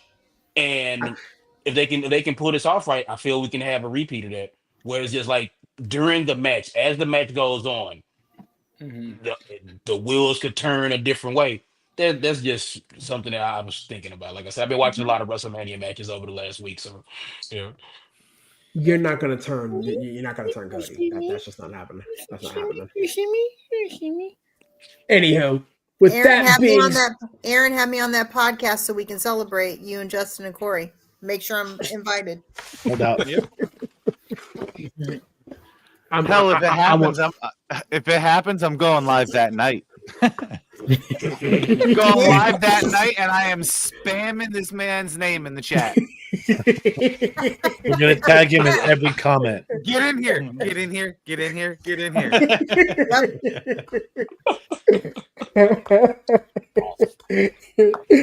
After the wheels fall off, yeah. I'll be dealing with a broken-hearted 10-year-old. For real. Broken-hearted 10-year-old, broken-hearted 5-year-old. I'll have to fly back to Virginia if that happens. Yeah, happy 39-year-old. With that being said, as long as man, mommy's on top, I'm good. This is the last time we're going to speak together before Mania. Anybody want to? Steve, I know you was watching NXT last night, like Booker T, going crazy. Does anybody want to say anything else to talk about anything Mania before we shut it down? Anybody got anything else to say Mania wise? Real quick, his bedtime. Better hurry up. Real quick, I think we're all disappointed that we're not getting KO Orton at WrestleMania. That was something I think a lot of people were looking forward to. I predicted on this Road to WrestleMania that there were going to be a big tag ladder match, just because like you got all these tag teams on SmackDown. What better way to showcase all these tag teams than to have like a tag championship ladder match? I'm kind of disappointed that they didn't work, because I really thought that was the direction they were going, because there's so many good teams on SmackDown. It's like tag team wrestling matters. That's all I want to say on the way out. Yes.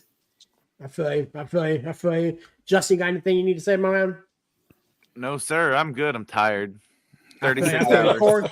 I'm 36 hours, my guy. tired of y'all shenanigans. See, mommy would stay up with daddy. 36 hours. Corey, you got anything, big dog? Mommy's still here. Nah, man, I'm really excited. I know my family's excited. We can't wait. Cool. Villain, you good? I'm good, man. It's a pleasure doing the show with you guys. Love you guys, man. I can't wait. Let's have a recap afterwards. Big Mania. Stacy, love you, girl. Love ya. Mom, say us what's going on, baby. Just looking forward to the weekend. It's going to be a long weekend. Work every second. Can't wait to chat it back up about it. Yeah, appreciate you for coming through, man. Aaron, you know what to do, my guy. I'm so tired, bro.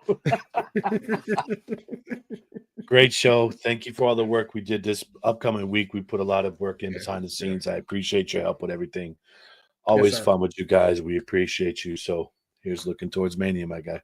Yeah, man. It's your boy, Sirius, up in that 412 and the 703, man. Such a pleasure doing this show, man. I swear to goodness, man. Anytime we get in the room, man, it's always fun. It's always laughs. It's always jokes. Shout out to Nonsense and Deep Thoughts for letting me hijack their whole network, man. It was fun. Everybody in the comments, thank you for joining us, man. As I always say, man, Nonsense and Deep Thoughts, they got their shows throughout the week, so definitely be on the lookout for them. As for those of you guys that normally rock with the Executives View, we'll be back in the building on Tuesday doing some things, man. I always close my shows like this, man. God is good, even though sometimes people isn't. God bless. Catch you guys on the next one. Peace.